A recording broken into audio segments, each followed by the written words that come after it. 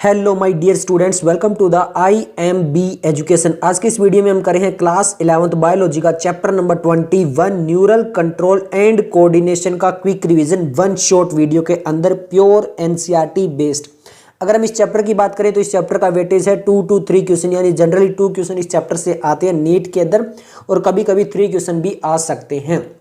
Clear है? इस chapter को हम प्योर NCERT से करने वाले हैं। सिंगल वीडियो के अंदर ये चैप्टर कंप्लीट हो जाएगा और साथ के साथ मैं आपको ये भी बताता रहूंगा कि किस लाइन से किस ईयर में नीट में क्वेश्चन आ चुका है, कौन सा टॉपिक है जहाँ से नीट में क्वेश्चन पूछा जा चुका है, ताकि आपको ये पता चलता रहे कि कौन सा टॉपिक ज़्यादा इंपॉर्टेंट है, जहाँ से ज़्यादा बार नीट में क्वेश्चन पूछे जा चुके हैं। तो चलिए स्टार्ट करते हैं न्यूरल कंट्रोल एंड कोऑर्डिनेशन। तो यहाँ पे न्यूरल कंट्रोल तो आप समझती हो, क्योंकि हमने जो चैप्टर नंबर 7 है वहाँ पर टिश्यू के बारे में पढ़ा था, वहाँ पे नर्व टिश्यू के बारे में पढ़ा था। तो यहाँ पर न्यूरल के द्वारा जो हम कंट्रोल करते हैं अपनी बॉडी को। और coordination, now what is coordination, इसकी डेफिनेशन अभी इसके अंदर आएगी। जैसा कि हमें पता है कि जो भी ऑर्गन होता है या फिर ऑर्गन सिस्टम होता है, उसके जो भी फंक्शंस होते हैं वो एक कोऑर्डिनेटेड वे में परफॉर्म करते हैं, ताकि यहाँ पर होम्योस्टेसिस जो है हमारी बॉडी के अंदर वो मेंटेन रहे। क्लियर है? होम्योस्टेसिस क्या होती है? जो एक पर्टिकुलर कंडीशन होती है वो हमारी बॉडी के अंदर मेंटेन रहे। क्लियर है? अब नेक्स्ट आता है कोऑर्डिनेशन, जो कि इस चैप्टर की हेडिंग भी है। Now what is coordination? Coordination एक वो प्रोसेस है जिसके द्वारा 2 या मोर देन 2 जो ऑर्गन होते हैं वो इंटरेक्ट करते हैं या फिर कॉम्प्लीमेंट करते हैं एक दूसरे के फंक्शन को। अब कॉम्प्लीमेंट का मतलब क्या होता है कि यहाँ पर वो जो एक ऑर्गन परफॉर्म कर रहा है फंक्शन, वो दूसरा ऑर्गन भी उसको क्या करेगा? हेल्प करेगा। फॉर एग्जाम्पल, यहाँ पे एक एग्जाम्पल दिया, जैसे अगर हम फिजिकल एक्सरसाइज स्टार्ट कर दें, अपनी बॉडी से फिजिकल एक्सरसाइज स्टार्ट कर दें, तो वहां पर क्या होगा, क्योंकि यहाँ पे जो मसल्स है वहाँ पर मसल्स की एक्टिविटी बहुत ज़्यादा बढ़ जाएगी, उसकी वजह से हमारी एनर्जी डिमांड जो है वो भी बढ़ जाएगी बॉडी की। तो अब उस एनर्जी डिमांड को पूरे करने के लिए क्या होगा? हमें ऑक्सीजन की भी सप्लाई कंप्लीट करनी पड़ेगी, क्योंकि हम जो प्लांट फिजियोलॉजी के अंदर पढ़ के आए थे कि रेस्पिरेशन में जो होता है वो ऑक्सीजन का बहुत इंपॉर्टेंट रोल होता है। अब ये पता है कि जैसे अगर ऑक्सीजन की इंक्रीज को सप्लाई करने को हमें बढ़ाना पड़ेगा, तो यहाँ पे रेट ऑफ रेस्पिरेशन भी बढ़ जाएगा, और अगर रेट ऑफ रेस्पिरेशन बढ़ेगा, ऑक्सीजन बढ़ेगा, तो वहाँ पे हार्ट बीट का भी जो होगा वो क्या होगा? बढ़ जाएगा। इस तरह से जो ब्लड फ्लो होगा ब्लड वेसल्स के अंदर वो भी ज़्यादा बढ़ जाएगा।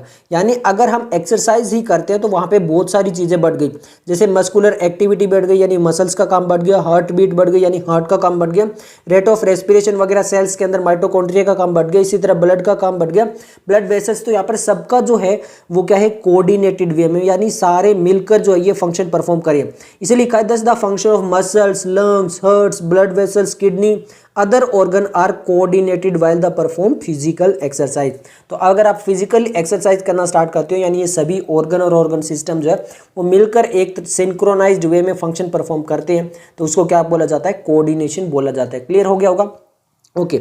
अब हमारी बॉडी के अंदर अगर हम बात करें तो 2 सिस्टम आते हैं, एक आता है न्यूरल सिस्टम और एक आता है एंडोक्राइन सिस्टम, और ये दोनों कोऑर्डिनेटेड और इंटीग्रेटेड वे में सभी एक्टिविटी जो होती है ऑर्गन्स की उसमें परफॉर्म में फंक्शन में हेल्प करते हैं काफ़ी ज़्यादा, कि ये सभी जो ऑर्गन वगैरह वो एक सिंक्रोनाइज्ड फैशन में वर्क करते रहे। सिंक्रोनाइज यानी आपका एक कोऑर्डिनेटेड, जैसे एक जो फंक्शन कर रहा है उसकी सभी हेल्प करते रहे, इस टाइप में।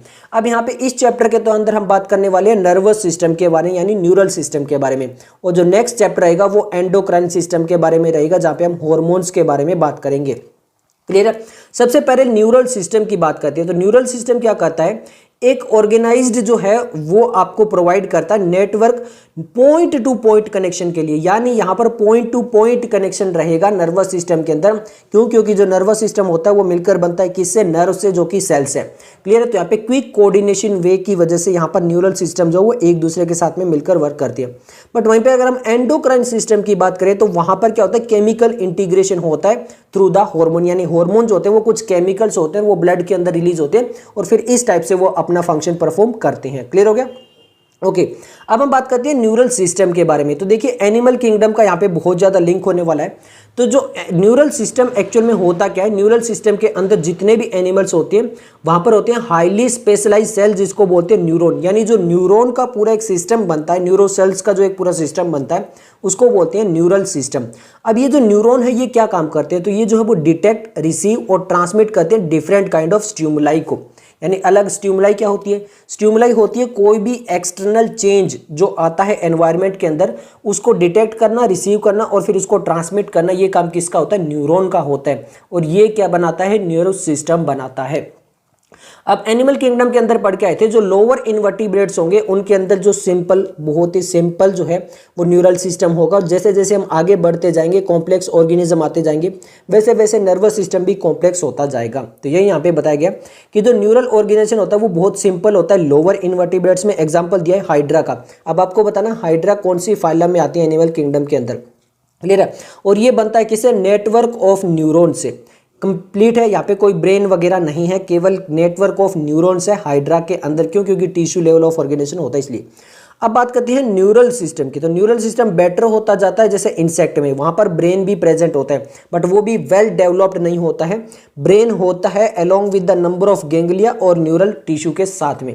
बट अगर हम वर्टिब्रेट की बात करें तो वहाँ पे वेल डेवलप्ड न्यूरल सिस्टम होता है। जैसे ह्यूमन की बात करें तो यहाँ पे ब्रेन वगैरह सब कुछ होता है, क्लियर है। अब हम बात करते हैं ह्यूमन नर्वस सिस्टम की। अब ह्यूमन नर्वस सिस्टम को दो पार्ट में डिवाइड किया गया। एक होता है CNS that is central nervous system, and second होता है peripheral nervous system that is PNS. पहले बात करते हैं हम सीएनएस यानी सेंट्रल नर्वस सिस्टम के अंदर। तो यहाँ पे सेंट्रल नर्वस सिस्टम के अंदर दो चीजें आती है, पहला आता है हमारा ब्रेन एंड सेकंड आता है स्पाइनल कोड। तो ब्रेन और स्पाइनल कोड का जो पार्ट है वो कहलाता है सेंट्रल नर्वस सिस्टम। और इसका क्या काम है, तो site of information processing and control. तो जो भी इंफॉर्मेशन है उसको प्रोसेस करना और कंट्रोल करना, ये काम किसका है, सीएनएस का है, that is central nervous system, जिसके अंदर आता है आपका ब्रेन एंड स्पाइनल कोड। तो अब आप कहोगे व्हाट इज पीएनएस, तो ये peripheral nervous system that is PNS क्या है।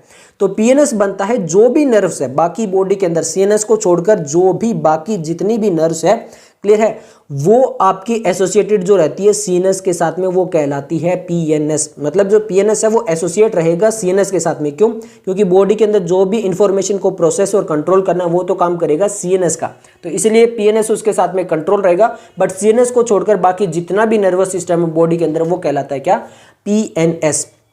अब जो पीएनएस होते हैं उसके अंदर दो फाइबर होते हैं। कौन से फाइबर होते हैं, टू फाइबर होते हैं। क्योंकि अभी मैंने आपको बताया जो पीएनएस होता है वो आपका लिंक होता है सीएनएस के साथ में, यानी यहाँ पे सेंट्रल नर्वस सिस्टम है तो यहाँ पर ये लिंक रहेगा पीएनएस, क्लियर है। अब पीएनएस के अंदर दो फाइबर होते हैं, एक एफेरेंट और एक इफेरेंट।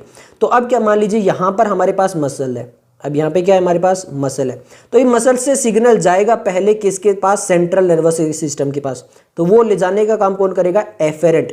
फिर जो है वो प्रोसेस होके जो इन्फॉर्मेशन है वो वापस आएगी किसके पास, मसल्स के पास में। तो सीएनएस से वापस मसल्स तक कौन लेके आएगा, इफेरेंट लेके आएगा, क्लियर हो गया। एफेरेंट क्या करता है, मसल से सिग्नल लेके जाता है सीएनएस तक, और इफेरेंट क्या करता है, सिग्नल को वापस लेके आता है। ये यहाँ पर लिख रखा है, अभी आपके सामने समझ में आएगा। एफेरेंट नर्व फाइबर क्या करता है, ट्रांसमिट इंपल्स फ्रॉम टिश्यू या फिर ऑर्गन टू द सीएनएस, यानी मसल्स टिश्यू जो भी है वहां से सीएनएस तक को सिग्नल को लेके जाने का काम किसका है, एफेरेंट का। अब एफेरेंट और इफेरेंट में आपको कंफ्यूजन हो सकता है, मेरा याद करने का ये तरीका है कि पहले सिग्नल जाएगा तभी तो सीएनएस उसको प्रोसेस या फिर उसके कंट्रोल करेगा। तो पहले सिग्नल जाएगा तो हम अल्फाबेटिकली चलेंगे, तो पहले ए आता है या ई आता है, ए, तो ए आता है तो पहले सिग्नल जाएगा देन इफेरेंट आएगा फिर प्रोसेस होके आएगा। तो मैंने इसको ऐसे याद कर रखा है, आपकी मर्जी आप कैसे भी याद रख सकते हो। अब इफेरेंट फाइबर क्या करते हैं, वहां पर जो इंपल्स है किसके पास, सीएनएस के पास, वहां से सीएनएस से वापस पेरिफेरल यानी टिश्यू या फिर ऑर्गन के पास जो लेकर आएगा सिग्नल को, उसको कहते हैं इफेरेंट फाइबर, क्लियर है। अब जो हमारा पीएनएस है उसको दो डिवीजन में डिवाइड किया गया है, एक होता है हमारा सोमेटिक नर्वस सिस्टम, एक होता है ऑटोनोमिक नर्वस सिस्टम। इसको हमने हार्ट वाले चैप्टर के अंदर पढ़ा भी था, बॉडी फ्लूइड के अंदर, क्लियर है। पहले बात करते हैं सोमेटिक नर्वस सिस्टम क्या होता है। सोमेटिक नर्वस सिस्टम क्या करता है, जितनी भी इंपल्स होती है वो सीएनएस टू स्केलेटल मसल्स चलती है। कहां पे चलती है, सीएनएस टू स्केलेटल मसल्स, यानी जो भी स्केलेटल मसल्स के साथ में हमारा नर्वस सिस्टम है वो कहलाता है सोमेटिक नर्वस सिस्टम। तो फिर ऑटोनोमिक नर्वस सिस्टम क्या कहलाता है, ऑटोनोमिक नर्वस सिस्टम क्या करता है, देखिए transmit impulse from CNS to the involuntary organ. क्योंकि देखिए जो भी स्केलेटल के साथ में तो वो तो वॉलेंट्री है, उसको हम कंट्रोल कर सकते हैं, बट बाकी जो इनवॉलेंट्री ऑर्गन है वहां पर जो इंपल्स जा रही है वो क्या कहलाती है, ऑटोनोमिक नर्वस सिस्टम कहलाती है। And smooth muscles of the body, और जो बॉडी के अंदर स्मूथ मसल्स है वो भी। अब ये जो हमारा ऑटोनोमिक नर्वस सिस्टम इसको फर्दर डिवाइड किया गया टू पार्ट्स में, किस में, सिंपैथेटिक नर्वस सिस्टम और किस में, पैरासिम्पैथेटिक नर्वस सिस्टम के अंदर डिवाइड किया गया है, क्लियर है।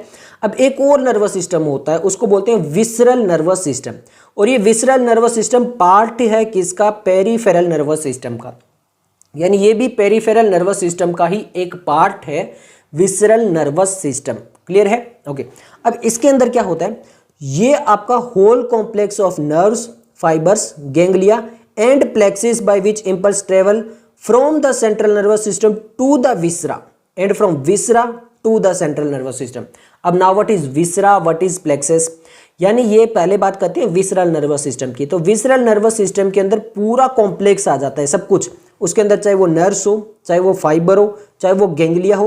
अब व्हाट इज प्लेक्सिस, प्लेक्सिस होता है नेटवर्क ऑफ नर्व, यानी नर्व तो है ही है, इसके अलावा ब्लड वेसल्स, लिम्फेटिक वेसल्स, इन सब का जो नेटवर्क होता है वो कहलाता है प्लेक्सस।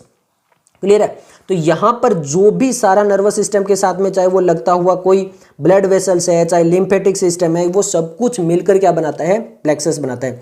तो ये सब कुछ जो है वो इंपल्स ट्रेवल करा रहा है सीएनएस टू द विसरा। अब विसरा होते हैं आपके इंटरनल ऑर्गन, जो कि लार्ज इंटरनल ऑर्गन होते हैं, जैसे आपका हार्ट हो गया, जैसे आपके लंग्स हो गए, जैसे आपका स्टोमक हो गया, उनको बोला जाता है विसरा।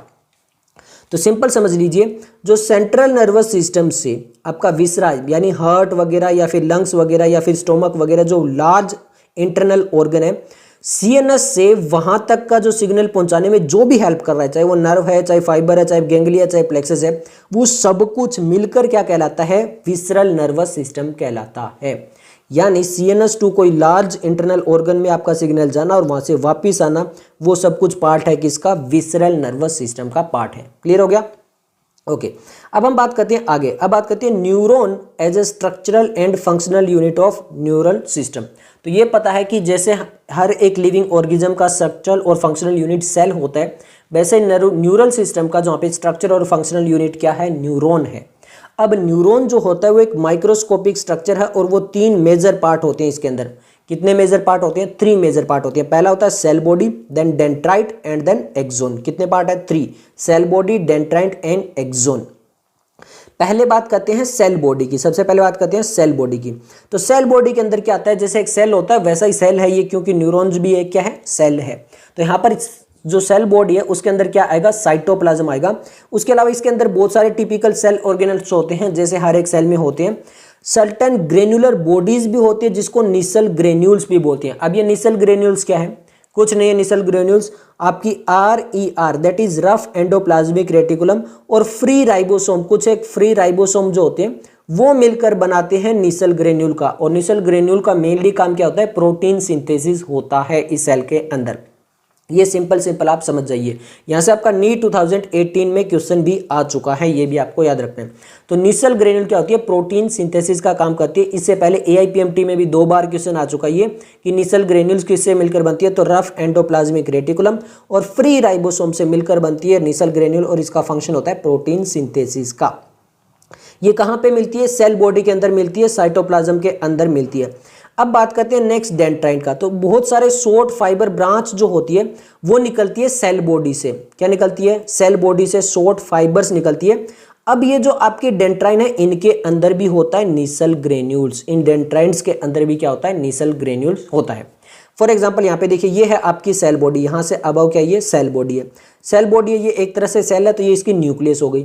अब इसके अंदर ये डॉट डॉट ऑरेंज कलर में ये निसल ग्रेन्यूल्स हो गए, और यहाँ पर ये फाइबर्स निकल रहे हैं शॉर्ट फाइबर, ये क्या हो गए आपके डेंड्राइट हो गए।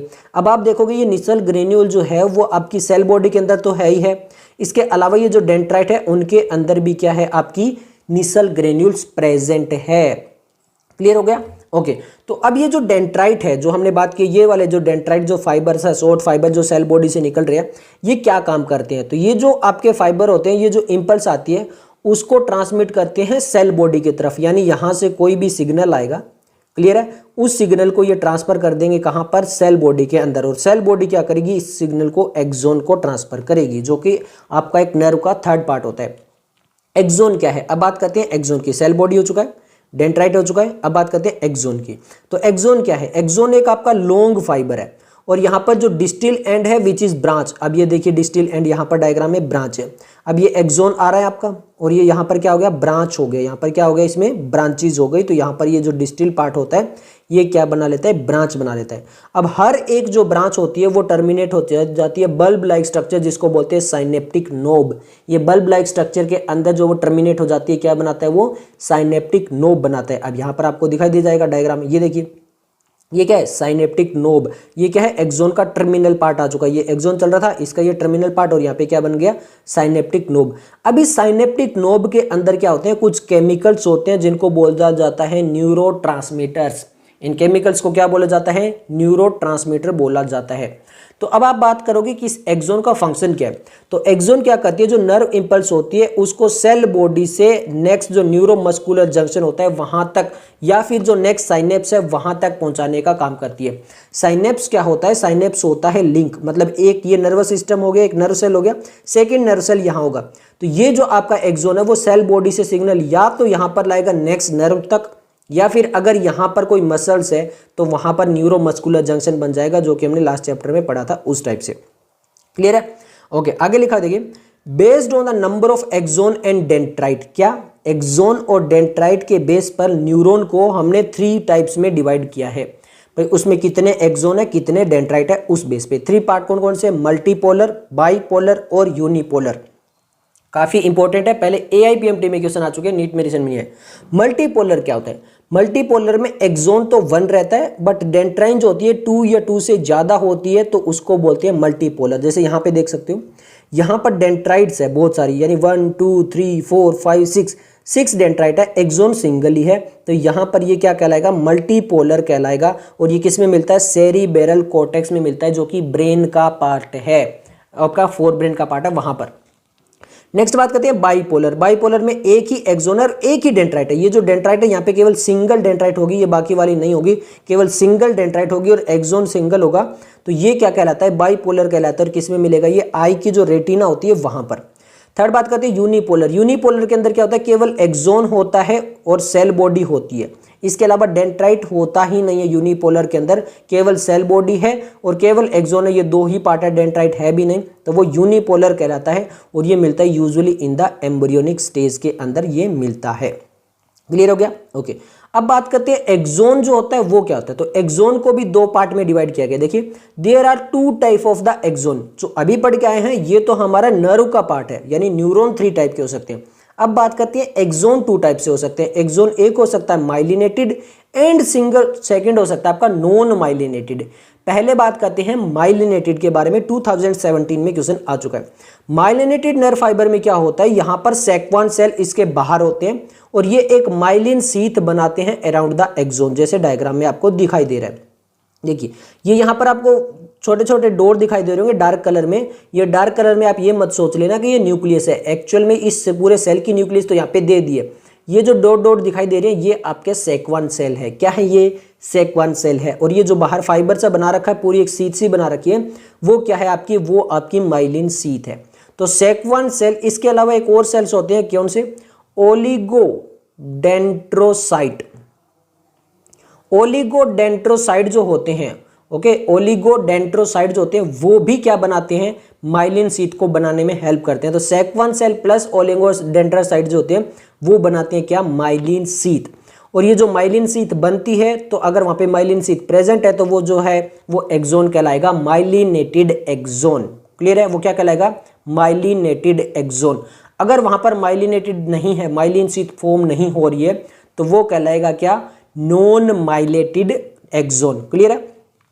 इसके अलावा देखिए the gaps between the 2 adjacent myelin sheath. अब यहाँ पे देखिए एक माइलिन शीथ ये हो गई, एक ये हो गई, एक ये हो गई, एक ये हो गई, एक ये हो गई, तो टोटल 3, जो आपकी टोटल 5 माइलिन शीथ है। अब इनके बीच में जो गैप है वहां पे उसको बोलते हैं नोड ऑफ रेनवियर। और यहाँ से आपका AIPMT 2002 में क्वेश्चन आ चुका है नोड ऑफ रेनवियर से। तो यहाँ पे आपको याद रखना है, जहां पर आपकी माइलिन शीथ एब्सेंट होती है 2 एडजेसेंट सेल में, तो उसको क्या बोलते हैं, नोड ऑफ रेनवियर बोलते हैं। अब जो ये माइलिन नर्व फाइबर होते हैं ना, ये आपके स्पाइनल एंड क्रेनियल नर्व्स में मिलती है। कहाँ पे मिलती है ये, स्पाइनल एंड क्रेनियल नर्व्स के अंदर। सिंपल ये मान लीजिए कि ये मिलते हैं आपके CNS के अंदर। किस में मिलते हैं, CNS के अंदर। और जो आपके अनमाइलिनेटेड नर्व फाइबर होते हैं वहां पर वो सेक्वान सेल तो होता है। ध्यान रखना, यहाँ पर जो अनमाइलिनेटेड है वहां पर सेक्वान सेल तो है, बट वो कोई भी माइलिन नहीं बना रहा है। यानी जो आपके सेक्वान सेल है वो दोनों में मिलते हैं, माइलिनेटेड और नॉन माइलिनेटेड में। बट माइलिनेटेड में ये आपके माइलिन शीथ बनाते हैं और नॉन माइलिनेटेड में ये कोई भी माइलिन शीथ नहीं बनाते हैं।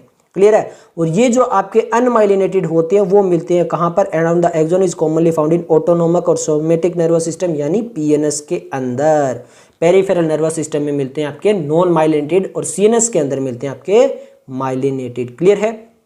अब हम बात करते हैं generation and conduction of nerve impulse के बारे में, यानी जो नर्व है वहां पर जो कनेक्शन चलेगा वो कैसे जनरेट होगा और कैसे उसका कंडक्शन चलेगा, यानी आगे की तरफ चलेगा। तो सबसे पहले हमने बात की थी न्यूरॉन जो होता है वो एक्साइटेबल सेल्स होती है। अब एक्साइटेबल सेल्स उनको क्यों बोला जाता है, क्योंकि जो वो मेम्ब्रेन होती है, उनकी जो मेम्ब्रेन होती है वो कैसी होती है, पोलराइज स्टेट के अंदर रहती है। अब पोलराइज स्टेट क्या होता है, पोलराइज्ड का मतलब होता है चार्ज, यानी पॉजिटिव और नेगेटिव चार्ज वहां पे प्रेजेंट रहता है उस मेम्ब्रेन के दोनों तरफ। अब ये जो पोलराइज्ड होती है वो कैसी होती है, देखिए लिखा है why the membrane of a neuron is polarised, एक जो न्यूरॉन मेम्ब्रेन है वो पोलराइज्ड क्यों रहती है। तो उसको समझने से पहले मैं आपको बता दूं कि हम यहाँ पे किसके बारे में बात करेंगे। हमने ये बात की थी कि आप जो सिग्नल होता है वो डेंड्राइन से आता है सेल बॉडी में, और सेल बॉडी से जाता है आपका एक्सोन एंड की तरफ। क्लियर है। तो यहाँ पर इस टाइप से सिग्नल चलता है। अब ये जो हमारी एक्सोन वाली मेम्ब्रेन है, अगर मैं इसको ऐसे बनाऊं, मतलब यहाँ पर तो ऐसे बना रखा है, अगर ये येलो कलर वाली को मैं ऐसे बनाऊं तो ये इस टाइप से यहाँ पर एनसीईआरटी में उसको एक्सप्लेन किया गया है। ये चीज़ आपको याद रखनी है। अब ये पोलराइज्ड होती क्यों है, यानी यहाँ पे पॉजिटिव नेगेटिव चार्ज इस मेम्ब्रेन के दोनों तरफ होते क्यों हैं, तो इसका सिंपल है ना कि यहाँ पे डिफरेंट आयन चैनल्स जो होते हैं वो प्रेजेंट रहते हैं न्यूरल मेम्ब्रेन के ऊपर। अब उसी आयन चैनल की वजह से क्या होता है, यहाँ पे आयंस का चार्ज जो होता है वो सेपरेट हो जाता है और पॉजिटिव नेगेटिव के अंदर डिवाइड हो जाता है। अब ये जो आयन चैनल्स होते हैं ये क्या होते हैं, सेलेक्टिवली परमिएबल होते हैं, मतलब डिफरेंट आयन के लिए डिफरेंट परमिएबिलिटी ये प्रोवाइड करते हैं, यानी किसी के लिए परमिएबल रहेंगे और किसी के लिए इम्परमिएबल रहेंगे। फॉर एग्जांपल मान लेते हैं कि अभी कोई भी स्टिमुलाई यानी कोई भी सिग्नल जो है वो न्यूरॉन को ट्रांसफर नहीं करना है, बिल्कुल रेस्ट करना है, उसको कोई भी सिग्नल आगे नहीं पहुंचाना है, यानी मेम्ब्रेन को क्या करना है, रेस्ट करना है। तो जब एक न्यूरॉन जो होती है वो कोई भी कंडक्ट नहीं कर रही है इंपल्स, यानी वो रेस्टिंग स्टेज पे है, तो उस टाइम पे क्या होता है उस चीज को ध्यान से समझते हैं। सबसे पहले मैं बता दूं जो एक्सोन वाली मेम्ब्रेन थी उसमें आपको बता देता हूं कि होता क्या है। एक्चुअल में बाहर की साइड जो होता है वो पॉजिटिव चार्ज हो जाता है और अंदर की साइड में जो होता है वो नेगेटिव चार्ज हो जाता है। अब ये जो आपका नेगेटिव चार्ज और ये पॉजिटिव चार्ज क्रिएट हो रहा है वो कैसे हो रहा है उसको समझते हैं। तो यहाँ पर सिंपल समझिए। अभी मैंने आपको बता दिया जब भी कोई न्यूरॉन जो है वो कोई भी इंपल्स को कंडक्ट नहीं कर रही, यानी जब वो रेस्ट कर रही है, तो यहाँ पर देखिए क्या लिखा है, ये आपकी कंपैरेटिवली मोर परमिएबल होती है पोटेशियम आयन के लिए और नियरली इम्परमिएबल होती है सोडियम आयन के लिए। यानी ये हमारी एक्सोनल मेम्ब्रेन है, बाहर पॉजिटिव चार्ज है और अंदर नेगेटिव चार्ज है। अब यहाँ पर क्या है, दो आयन है, एक है पोटेशियम और एक है सोडियम। अब इसका मतलब ये नहीं है कि बाहर भी पोटेशियम या सोडियम नहीं हो सकता, हो सकता है, बट यहाँ पर कंसंट्रेशन डिपेंड करती है। बाहर सोडियम ज़्यादा होता है, पोटेशियम कम होता है, अंदर की साइड में पोटेशियम ज़्यादा होता है और सोडियम कम होता है। बस ये कंपैरेटिबिलिटी याद रखनी है आपको। तो यहाँ पर होता क्या है, जो मेम्ब्रेन है वो पोटेशियम के लिए परमिएबल है, यानी पोटेशियम को आगे या पीछे, ऊपर या नीचे इस मेम्ब्रेन की तरफ जाने देगी, बट सोडियम के लिए क्या है, इम्परमिएबल है, यानी सोडियम आयन को ये अंदर नहीं आने देगी। क्लियर है। इसके अलावा ये और किसके लिए इम्परमिएबल है, तो ये जो नेगेटिवली चार्ज प्रोटीन जो है, जो एक्सोप्लाज्म किसको बोलते हैं, जो एक्सोन है उसके अंदर जो है इनसाइड में, जैसे सेल के इनसाइड में आपका क्या होता है, साइटोप्लाज्म, न्यूक्लियस के इनसाइड में न्यूक्लियोप्लाज्म, इसी तरह से जो हमारा एक्सोन है उसके अंदर का जो स्पेस है उसको क्या बोलेंगे, एक्सोप्लाज्म बोलेंगे। तो यहाँ पर जो उसके एक्सोप्लाज्म के अंदर जो नेगेटिवली चार्ज प्रोटीन है उसके लिए भी इम्परमिएबल है और जो सोडियम है उसके लिए भी इम्परमिएबल है, यानी एन वालों के लिए इम्परमिएबल है, ये याद रख सकते हो। यानी एन यानी नेगेटिव प्रोटीन हो गया और एन ही यानी सोडियम हो गया। ठीक है, एन ए लिखते हैं ना, तो नेगेटिव के लिए यहाँ पे इम्परमिएबल ये होता है दोनों के लिए। क्लियर है। तो उसकी वजह से क्या होता है, जो एक्सोप्लाज्म होता है इसके अंदर जो नेगेटिवली चार्ज जो प्रोटीन है, क्या जो नेगेटिवली चार्ज प्रोटीन है वो बाहर नहीं जा सकती, क्यों, क्योंकि इसके लिए तो इम्परमिएबल है। और बाहर जो सोडियम है जिसके पास पॉजिटिव है वो अंदर नहीं आ सकता, क्यों, क्योंकि उसके लिए भी इम्परमिएबल है। तो आप कहोगे सोडियम जो है तो पोटेशियम तो जा सकता है, पोटेशियम कैसे जाता है और कैसे आता है, उसके लिए होता है एक क्या हमारे पास सोडियम पोटेशियम पंप। अब देखिए लिखा क्या, consequently the exoplasm that is inside the exome contain high concentration of potassium, मैंने बताया था यहाँ पे हाई कंसंट्रेशन ऑफ पोटेशियम होगा, and negative charge protein and low concentration of sodium. तो मैंने आपको ये पहले ही बता दिया था कि अगर ये मेम्ब्रेन आपकी रेस्ट कर रही है तो इसका मतलब ये नहीं है कि अगर यहाँ पे पोटेशियम या सोडियम बाहर या अंदर नहीं है जरूर है, लेकिन इनसाइड में पोटेशियम ज़्यादा है और बाहर की साइड पोटेशियम कम है। और यहाँ पर सोडियम की बात करें तो बाहर की साइड सोडियम ज़्यादा है और अंदर की साइड में आपका कम है, ये चीज़ आपको याद रखनी है, ये इन्होंने यहां पर बताया है। क्लियर है। इसके अलावा इन्होंने क्या बोला है, the fluid outside the axon contain a low concentration of potassium and high concentration of sodium. इसीलिए समझ में आ चुका होगा आपको, यहां पर है क्या कि पोटेशियम बाहर ज्यादा है तो पॉजिटिव चार्ज ज्यादा है, अब इनसाइड में आपकी नेगेटिव चार्ज प्रोटीन भी ज्यादा है और पोटेशियम जो है वो ज्यादा है। तो यहाँ पर एज कंपेयर टू आपका पोटेशियम सोडियम बाहर ज़्यादा है और यहाँ पे नेगेटिवली चार्ज भी है और यहाँ पे पॉजिटिव चार्ज ज़्यादा है, तो बाहर की साइड पॉजिटिव चार्ज ज़्यादा होता है और अंदर की साइड आपका नेगेटिव चार्ज ज़्यादा होता है। अब आप कहोगे मैं ये भी नहीं मानता, तो यहाँ पर देखिए होता क्या, the ionic gradient across the resting membrane are maintain by the active transport of ion by sodium potassium pump which transport 3 sodium outward and 2 potassium into the cell. अब यहाँ पे देखिए ये हमारी मेम्ब्रेन है, कौन सी मेम्ब्रेन है, एक्सोन की मेम्ब्रेन है। अब यहाँ पर हमारे पास सोडियम पोटेशियम पंप है। अब ये कर क्या रहा है, जो सोडियम की कंसेंट्रेशन ऑलरेडी यहाँ पर क्या है लो है और यहाँ पे पोटेशियम की लो है, ये कर क्या रहा है 3 सोडियम को बाहर भेज रहा है। कितने सोडियम को, 3 को।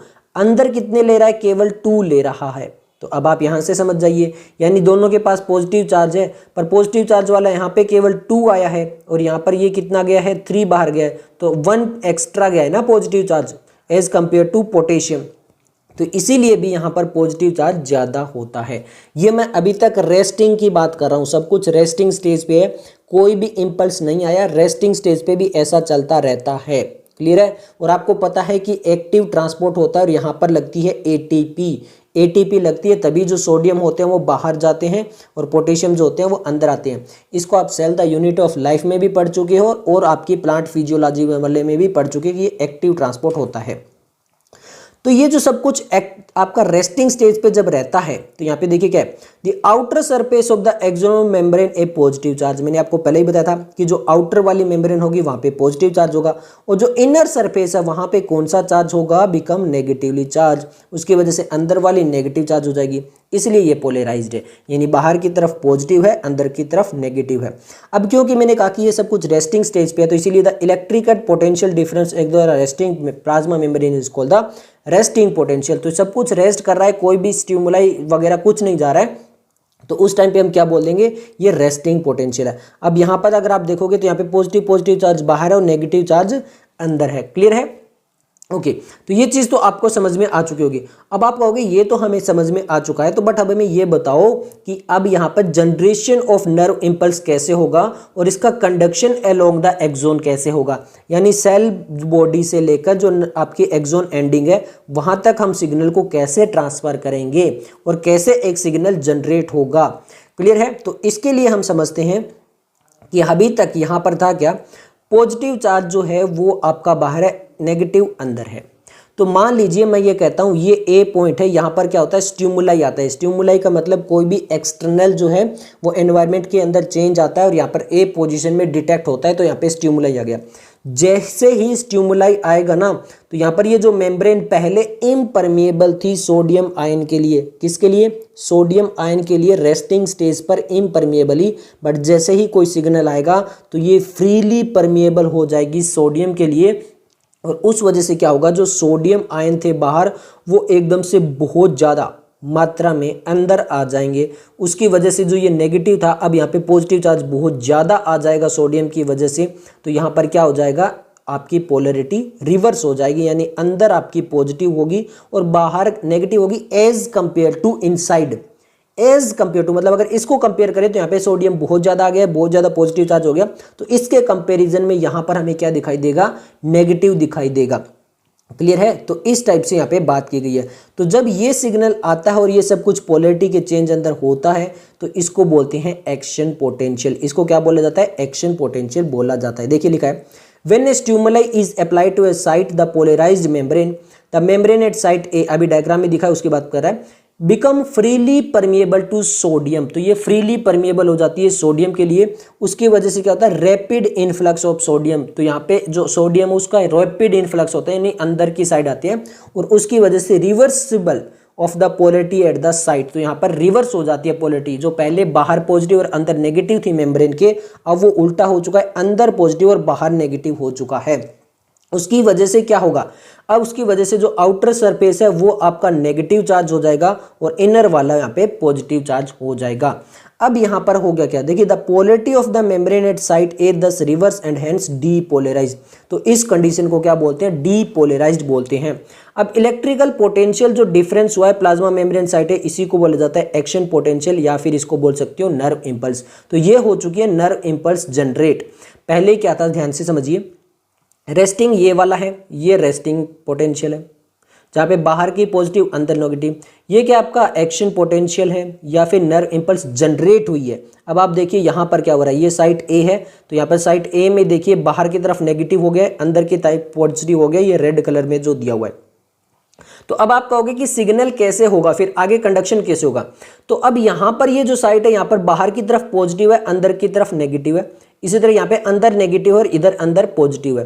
तो चार्ज ट्रांसफर कैसे होता है, इलेक्ट्रिक करंट कैसे होता है, फ्रॉम पॉजिटिव टू नेगेटिव, तो यही होगा यहाँ पर बाहर positive to negative charge transfer होगा और अंदर की side positive to negative charge transfer होगा।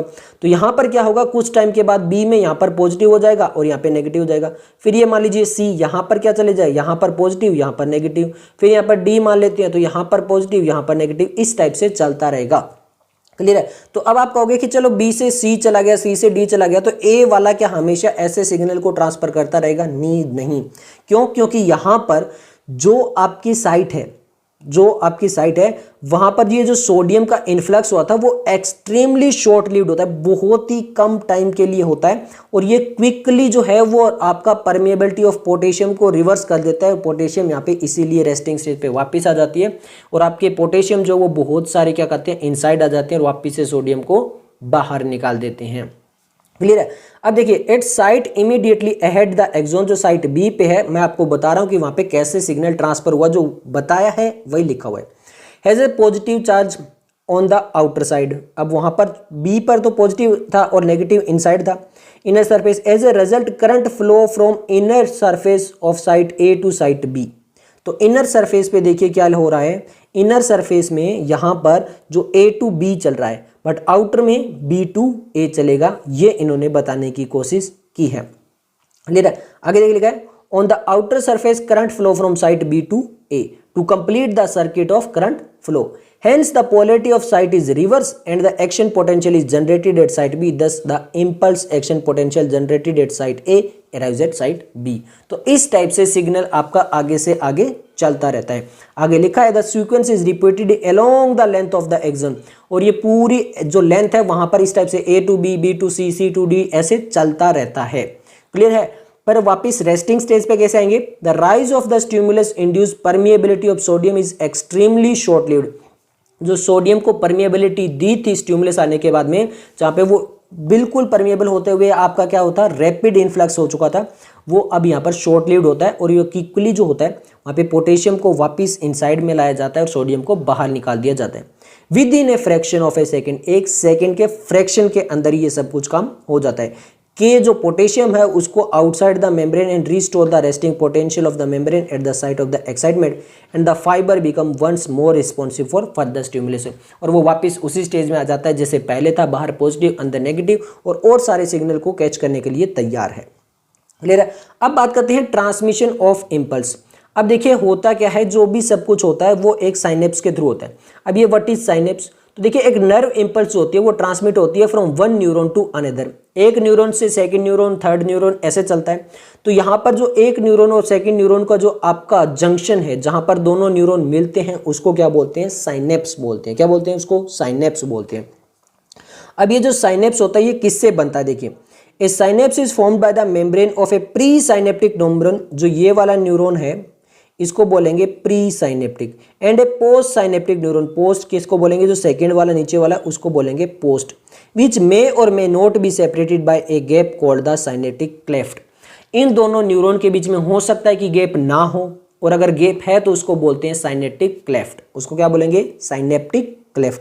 साइनेप्स क्या होता है? जो 1 न्यूरॉन और 2 न्यूरॉन के बीच का जो जंक्शन होता है उसको बोलते हैं, और यहाँ पर जो अगर गैप प्रेजेंट है 2 न्यूरॉन के बीच में तो उसको बोलते हैं साइनेप्टिक क्लेफ्ट। अब इसकी वजह से आपकी 2 टाइप की साइनेप्स होती है। साइनेप्स का मतलब अब बता चुका हूं 2 बार। तो यहां पर 2 टाइप की हो सकती है, एक हो सकती है इलेक्ट्रिक और एक हो सकती है केमिकल। अब बात करते हैं पहले इलेक्ट्रिक की, फिर बात करेंगे केमिकल की। तो पहले इलेक्ट्रिक साइनेप्स की बात करते हैं। ये पैराग्राफ इलेक्ट्रिक साइनेप्स के बारे में दिया गया है। देखिए, एट इलेक्ट्रिक साइनेप्स में क्या होता है? The member of pre and post synaptic neuron are in very close proximity. ये बात की थी कि दोनों न्यूरॉन के बीच में गैप हो सकता है और नहीं हो सकता। जो गैप नहीं होता है वो किस में नहीं होता है? इलेक्ट्रिक में नहीं होता है। क्यों? क्योंकि electric current can flow directly from one neuron into the another across the synapse, तो वो डायरेक्टली पास कर जाता है। आगे लिखा है, देखिए, transmission of impulses across electrical synapse is very similar to impulse conducting along a single axon. जो अभी अभी हम एक्सोन में पढ़ के आए थे, जैसे ट्रांसफर आपका इलेक्ट्रिक करंट हो रहा था, कुछ उसी तरह से इलेक्ट्रिक करंट यहाँ पर होता रहता है। अब आपको ये याद रखना है कि ये जो इम्पल्स होता है इलेक्ट्रिकल साइनेप्स, ये फास्टर होता है as compare to chemical synapse, यानी वो इतना फास्ट नहीं होता जितना आपका इलेक्ट्रिक होता है। बट जो आपका इलेक्ट्रिक साइनेप्स होता है वो बहुत ही रेयर होता है। ये केवल और केवल सीएनएस के मिलता है और बहुत ही रेयर होता है हमारे बॉडी में। मोस्टली हमारे बॉडी में क्या होता है? केमिकल साइनेप्स होता है। तो अब आप कहोगे कि केमिकल साइनेप्स क्या होता है? देखिए, केमिकल साइनेप्स होता है जहां पे प्री और पोस्ट साइनेप्टिक जो न्यूरॉन होते हैं वहां पर सेपरेटेड होते हैं फ्लूइड फील्ड साइनेप्स। वहां पर एक स्पेस होता है जिसमें फ्लूइड जो है वो फील्ड रहता है, उसको बोलते हैं साइनेप्टिक क्लेफ्ट। उसको क्या बोलते हैं? साइनेप्टिक क्लेफ्ट बोलते हैं। क्लियर है? अब यहां पर होते हैं आपके केमिकल्स जिसको बोलते हैं न्यूरोट्रांसमीटर। ये हम लोकोमोशन एंड मूवमेंट में भी पढ़ के आए थे, न्यूरोमस्कुलर जंक्शन के अंदर।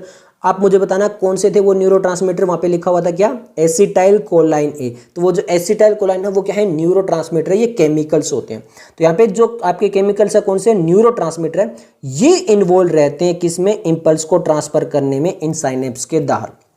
अब देखिए, the axonal terminal contain a vesicle field with these neurotransmitter. जो आपकी साइनेप्टिक नोब बना रही थी, जो हमने डायग्राम देखा था, उसके अंदर होते हैं कुछ वेसिकल। क्या होते हैं? कुछ वेसिकल। इन वेसिकल के अंदर होते हैं क्या? Neurotransmitter chemical. क्लियर है? अब यहाँ पे आपको दिखाई दे जाएगा। ये डायग्राम नीट 2013 में आया हुआ है, तो अच्छे से देख लीजिए। ये एक्सोन आ गया, ये एक्सोन का टर्मिनल आ गया, ये आपकी यहाँ पर क्या आ गया? साइनेप्टिक नोब आ गया। अब इसके अंदर वेसिकल आपको दिखाई दे रही है। अब ये हो गई प्री साइनेप्टिक मेम्ब्रेन जो इस पहले वाले न्यूरॉन की है। ये होगी साइनेप्टिक क्लेफ्ट जो इन दोनों के बीच में स्पेस है। और ये हो गया आपका पोस्ट साइनेप्टिक मेम्ब्रेन जो कि आपके सेकंड वाला न्यूरॉन है उसकी डेंड्राइट है। और यहाँ पर आपको दिखाई दे रहे हैं रिसेप्टर है, हो गए। क्लियर? और ये हो गए आपके न्यूरोट्रांसमीटर जो यहाँ पर केमिकल्स आपको दिखाई दे हैं। क्लियर है? और साइनेप्स किसको बोलते हैं? साइनेप्स के अंदर आपका प्री और आपका पोस्ट और इनके बीच वाला जो गैप है साइनेप्टिक क्लेफ्ट, इन तीनों को मिलाकर क्या बोल जाता है? साइनेप्स बोला जाता है। तो यहाँ पर ये चीज़ आपको क्लियर हो चुकी होगी। अब यहाँ पे देखिए होता क्या, जब एक इंपल्स आती है यानी एक्शन पोटेंशियल आता है एक्सोन टर्मिनल पे, तो it stimulate the movement of the synaptic vesicle. ये साइनेप्टिक वेसिकल को टुवर्ड्स द मेम्ब्रेन लेके जाता है और वहाँ पे फ्यूज करवा देता है प्लाज्मा मेम्ब्रेन के साथ में। यहाँ पर देखिए, यहाँ पर पहले ये साइनेप्टिक वेसिकल्स यहाँ तक आते हैं, मेम्ब्रेन में फ्यूज हो गए और न्यूरोट्रांसमीटर रिलीज हो गए। फिर जो यहाँ पर रिसेप्टर है वो उसको कैच करेंगे और एक आयन चैनल जो उसको जनरेट कर देंगे। तो यहाँ पे लिखा देखिए, member and release there neurotransmitter in the synaptic cleft. The released neurotransmitter bind to their specific receptor present on the post synaptic membrane। ये जो आपके न्यूरोट्रांसमीटर होते हैं वो बाइंड कर जाते हैं रिसेप्टर पे, जो कहाँ पे प्रेजेंट है? Post synaptic membrane. यहाँ से 2017 में क्वेश्चन आ चुका है। अब ये जो बाइंडिंग होने के बाद क्या ओपन कर देता है? वही आयन चैनल, और वही सेम सिस्टम होता है फिर allowing the entry of ion which can generate a new potential in the post synaptic neuron. और द पोटेंशियल डेवलप में आइदर बी एक्साइटेटरी और इनिबिटरी। एक्साइटेटरी यानी उसको एक्साइट करेगा या फिर उस सिग्नल को आगे जाने से रोक देगा, इनिबिट कर देगा। तो ये दोनों काम होते हैं इस चीज़ के। तो आपको ये चीज़ क्लियर हो चुकी होगी। अब हम बात करते हैं सेंट्रल नर्वस सिस्टम के बारे में, और यहाँ पर जो मेनली बात करेंगे वो ब्रेन के बारे में बात करेंगे। स्पाइनल कॉर्ड के बारे में यहाँ पर ज़्यादा बात नहीं होगी। क्लियर है? ओके। तो यहाँ पे जो ब्रेन होता है वो सेंट्रल इंफॉर्मेशन प्रोसेसिंग ऑर्गन होता है। इस ब्रेन को क्या बोला जाता है? सेंट्रल इंफॉर्मेशन प्रोसेसिंग, यानी जो भी इंफॉर्मेशन आएगी उसको प्रोसेस काम करने का किसका होता है? ब्रेन का होता है हमारी बॉडी के अंदर। इसके अलावा ये एक्ट करता है कमांड एंड कंट्रोल सिस्टम की तरह, यानी पूरी बॉडी को कमांड देना और कंट्रोल करना किसका काम है? ब्रेन का होता है। क्लियर है। अब ये कुछ चीज़ों को कंट्रोल करता है, कुछ चीज़ों को प्रोसेस करता है, उसी चीज़ों के बारे में बात करते हैं। सबसे पहले ये कंट्रोल क्या करता है, तो जो भी हमारी वॉलेंट्री मूवमेंट होती है या फिर बैलेंस ऑफ द बॉडी हो गया या फिर वाइटल जो इनवॉलेंट्री ऑर्गन है जैसे लंग्स, हार्ट्स, किडनी वगैरह, इनके फंक्शन हो गए, थर्मो रेगुलेशन हो गया यानी बॉडी का टेम्परेचर वगैरह हो गया, हंगर होगी, थर्स्ट होगी, सर्काडियन यानी जो 24 आवर रिदम हमारी बॉडी फंक्शन परफॉर्म करती है, उन सबको कंट्रोल करता है कौन, हमारा ब्रेन। क्लियर है। इसके अलावा जो हमारे एंडोक्राइन ग्लैंड्स होते हैं जो हार्मोन को रिलीज करते हैं और ह्यूमन बिहेवियर होता है उसको भी कौन कंट्रोल करता है, ब्रेन कंट्रोल करता है। इसके अलावा ये बहुत सारे इंफॉर्मेशन को प्रोसेस भी करता है, जैसे लिखिए it is site for processing, vision हो गया, हियरिंग हो गया, speech, memory, intelligence, emotion, thoughts वगैरह, इन सबको प्रोसेस करने का काम भी किसका है, सीएनएस यानी हमारे ब्रेन का है। क्लियर है। अब आते हैं ब्रेन के स्ट्रक्चर के बारे में और कैसे क्या कुछ होता है। तो सबसे पहले ह्यूमन ब्रेन की बात करें तो ये वेल प्रोटेक्टेड होता है स्कल के अंदर। अब इनसाइड द स्कल यहाँ पर क्या होता है, इसके बाहर होती है लेयर, जो ब्रेन होता है उसमें स्कल के इनसाइड में और ब्रेन के बाहर बीच में एक लेयर होती है। ये टोटल 3 लेयर से मिलकर बनती है। ये जो कंप्लीट लेयर होती है इसको बोलते हैं क्या, क्रेनियल मेनिंजेस। क्या बोलते हैं, क्रेनियल मेनिंजेस। अब ये जो क्रेनियल मेनिंजेस है वो 3 पार्ट्स में डिवाइड है। आउटर वाली को बोलते हैं ड्यूरामेटर, आउटर वाली को क्या बोलते हैं, ड्यूरामेटर बोलते हैं। जो मिडल वाली लेयर होती है उसको क्या बोलते हैं, अरेक्नोइड बोलते हैं, और जो इनर लेयर होती है उसको क्या बोलते हैं, पायामीटर बोलते हैं। क्लियर है। तो जो आपके क्रेनियल मेनिंजेस होती है जो ब्रेन के बाहर लेयर होती है वो 3 में डिवाइड है, ड्यूरा, अरेक्नोइड और पायामीटर के अंदर। क्लियर है। देखो लिखा हुआ है outer layer called dura mater, a very thin, बहुत ही पतली सी लेयर होती है मिडल लेयर जिसको बोलते हैं अरेक्नोइड, और इनर लेयर जो कि आपके ब्रेन टिश्यू के साथ में कांटेक्ट में रहती है उसको बोलते हैं पायामीटर। क्लियर है। अब जो हमारा ह्यूमन ब्रेन है उसको 3 मेजर पार्ट में डिवाइड किया गया है। कौन कौन सा, फोर ब्रेन, फिर मिड ब्रेन एंड थर्ड है हमारा कौन सा, हाइंड ब्रेन। इन 3 पार्ट में डिवाइड किया गया है ब्रेन को। अब आपके सामने ये एनसीईआरटी वाला डायग्राम दिखाई दे रहा होगा, जो यूनिट स्टार्ट हुई थी वहां पर भी ये दिया हुआ था। तो इस डायग्राम से 2013 में क्वेश्चन आ चुका है। अब आपको दिखाते हैं, ये रहा यहाँ पर फोर ब्रेन, ये रहा यहाँ पर मिड ब्रेन, और ये आपको दिखाई दे रहा होगा ये रहा यहाँ पर हाइंड ब्रेन। क्लियर है। अब देखते हैं फोर ब्रेन में कौन कौन से पार्ट आते हैं। फोर ब्रेन में आता है आपका सेरेब्रम, फिर आपका थैलेमस और देन आता है आपका हाइपोथैलेमस। क्लियर है। अब जो ये सेरेब्रम है ये मेजर पार्ट होता है, और यहाँ पर इस जो पूरा कंप्लीट को क्या बोलते हैं, सेरेब्रम को सेरिब्रल हेमिस्फीयर बोला जाता है। क्लियर है। अब जो हमारा ब्रेन होता है अगर हम उसको लॉन्गिट्यूडनली डिवाइड करें, अपर से डिवाइड करें, तो लेफ्ट एंड राइट 2 ब्रेन होती है, ये आपने सुना होगा। उन दोनों को कॉन्टेक्ट में रखने का काम किसका होता है, कॉर्पस कैलोसम का होता है। कॉर्पस कैलोसम दोनों ब्रेन को कॉन्टेक्ट में रखता है। क्लियर है। अब उसके बाद में हम बात करते हैं किसके बारे में, मिड ब्रेन के बारे में। तो जो आपका थैलेमस और हाइपोथैलेमस होता है उसके नीचे वाला पोर्शन होता है क्या, मिड ब्रेन होता है। क्लियर है। अब बात करते हैं हाइंड ब्रेन। तो हाइंड ब्रेन के अंदर मेनली हमारे पास क्या होती है, 3 लेयर होती है, 3 पार्ट होते हैं इसके। एक होता है पोन्स जो यहाँ पे हमें दिखाई दे रहा है, एक होता है सेरिबेलम ये जहाँ पे दिखाई दे रहा है, और एक होता है मेडुला जो ये हमें यहाँ पर दिखाई दे रहा है। तो ये 3 पार्ट होते हैं किसके, हाइंड ब्रेन के। और उसके बाद में यहाँ से स्टार्ट हो जाता है क्या, स्पाइनल कोड जो कि आपका सीएनएस का एक पार्ट होता है। क्लियर हो गया आपको। ओके। अब यहाँ पे ये है सेरिब्रल एक्वेडक्ट। क्या होती है ये सेरिब्रल एक्वेडक्ट, क्या होती है, एक्चुअल में ये एक कैनाल सिस्टम होता है जो कि आपका मिड ब्रेन से स्टार्ट होता है, और ये आपके मिड ब्रेन से होते हुए आपके हाइंड ब्रेन में होते हुए कहाँ पे जाता है, स्पाइनल कॉर्ड में जाता है। तो ये कैनाल होती है इस टाइप से, तो उसको क्या बोलते हैं, सेरिब्रल एक्वेडक्ट बोलते हैं। क्लियर हो गया। 2013 में डायग्राम आ चुका है। अब हम एक एक करके हर एक ब्रेन के बारे में स्टडी करते हैं। पहले बात करते हैं फोर ब्रेन। तो जैसे मैंने बताया था फोर ब्रेन को फर्दर डिवाइड किया गया किस किस में, सेरिब्रम में, थैलेमस में और हाइपोथैलेमस। क्लियर है। तो यहाँ पर बात करते हैं सबसे पहले सेरिब्रम के बारे में।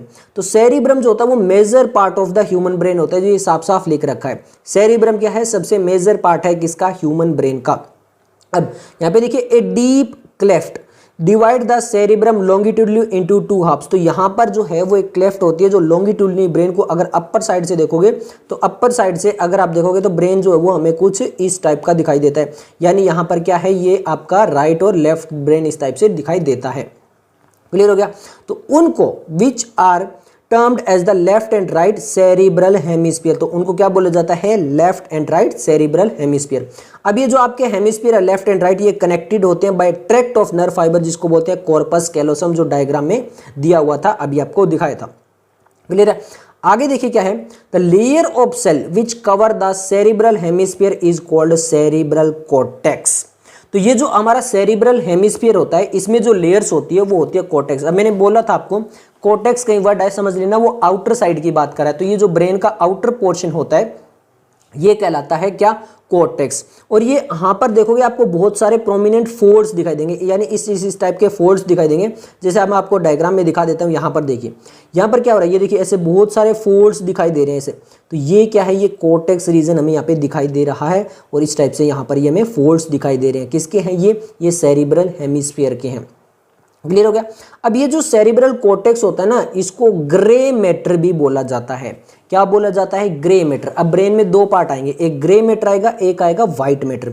ग्रे मैटर क्यों, क्योंकि इसकी अपीयरेंस कैसी होती है, ग्रेइश होती है। ये देखने में ग्रे कलर का दिखाई देता है, इसलिए। क्लियर हो गया। अब यहां पर देखिए neuron cell bodies are concentrated here giving the colour. तो यहां पर ये जो न्यूरॉन सेल होते हैं वो बहुत ज्यादा कंसंट्रेटेड होते हैं, इसलिए यहां पर इस टाइप का कलर आता है। अब ये जो सेरिब्रल कॉर्टेक्स होता है, यहां पर क्या होता है आपका, एक तो मोटर एरिया होता है, सेंसरी एरिया होता है, और लार्ज रीजन ऐसे होते हैं जो ना तो आपके क्लियरली सेंसरी है और ना ही मोटर एरिया है। क्लियर है, ये भी आपको याद रखना है। तो यहां पर ये चीजें आपको क्लियर हो चुकी होगी। अब देखिए ये जो रीजन है जो ना ही क्लियरली सेंसरी है और ना ही क्लियरली मोटर है, इन रीजन को बोला जाता है एसोसिएशन एरिया। इनको क्या बोला जाता है, एसोसिएशन एरिया बोला जाता है। Are responsible for complex function, ये क्या काम करती है, इंटरसेंसरी एसोसिएशन, मेमोरी और कम्युनिकेशन का काम करती है। यानी आपसे ऐसा पूछा जा सकता है कि कौन सा पार्ट अगर आपके ब्रेन का जो है वो अच्छे से फंक्शन परफॉर्म नहीं करा है तो कम्युनिकेशन नहीं हो पाएगी या फिर मेमोरी वीक हो जाएगी, तो वो कौन सा पार्ट होता है, सेरिब्रल कॉर्टेक्स। अगर सेरिब्रल कॉर्टेक्स में ऐसा कुछ होता है तो मेमोरी और कम्युनिकेशन जो वो इफेक्ट होता है। क्लियर हो गया। ओके, अब आगे बात करते हैं। Fibre of the tract are covered with the myelin sheath. अब यहाँ पे कुछ ऐसे फाइबर्स होते हैं जो माइलिन शीथ से कवर रहते हैं, which consider the inner part of the cerebral hemisphere. और ये क्या बनाएंगे, इनर पार्ट बनाएंगे सेरिब्रल हेमिस्फीयर। और ये कैसा कलर प्रोवाइड करेंगे, ओपेक व्हाइट अपीयरेंस प्रोवाइड करेंगे, और इसलिए इसको नाम दिएंगे व्हाइट मैटर। यानी जो इनसाइड का पार्ट है वो कहलाता है व्हाइट मैटर, और जो आउटसाइड का पार्ट है वो कहलाता है ग्रे मैटर। ब्रेन के अंदर अगर वहीं पे मैं स्पाइनल कॉर्ड की बात करूं तो स्पाइनल कॉर्ड में ऑपोजिट हो जाएगा, इनर वाला कहलाएगा ग्रे मैटर और आउटर वाला कहलाएगा व्हाइट मैटर। मैं स्पाइनल कॉर्ड की बात कर रहा हूं, हमें यहाँ पे ब्रेन बताया गया। क्लियर हो गया। ओके, अब आगे देखिए, जो cerebrum wraps around a structure called thalamus. अब थैलेमस क्या है, आपका फोर ब्रेन का ही पार्ट है। तो ये जो सेरिब्रम हेमिस्फीयर हमने बताया था, ये किसके चारों तरफ होता है, आपके थैलेमस के होते हैं। अब ये जो थैलेमस है ये एक मेजर कोऑर्डिनेटिंग सेंटर है, किसके लिए, सेंसरी और मोटर सिग्नल के लिए।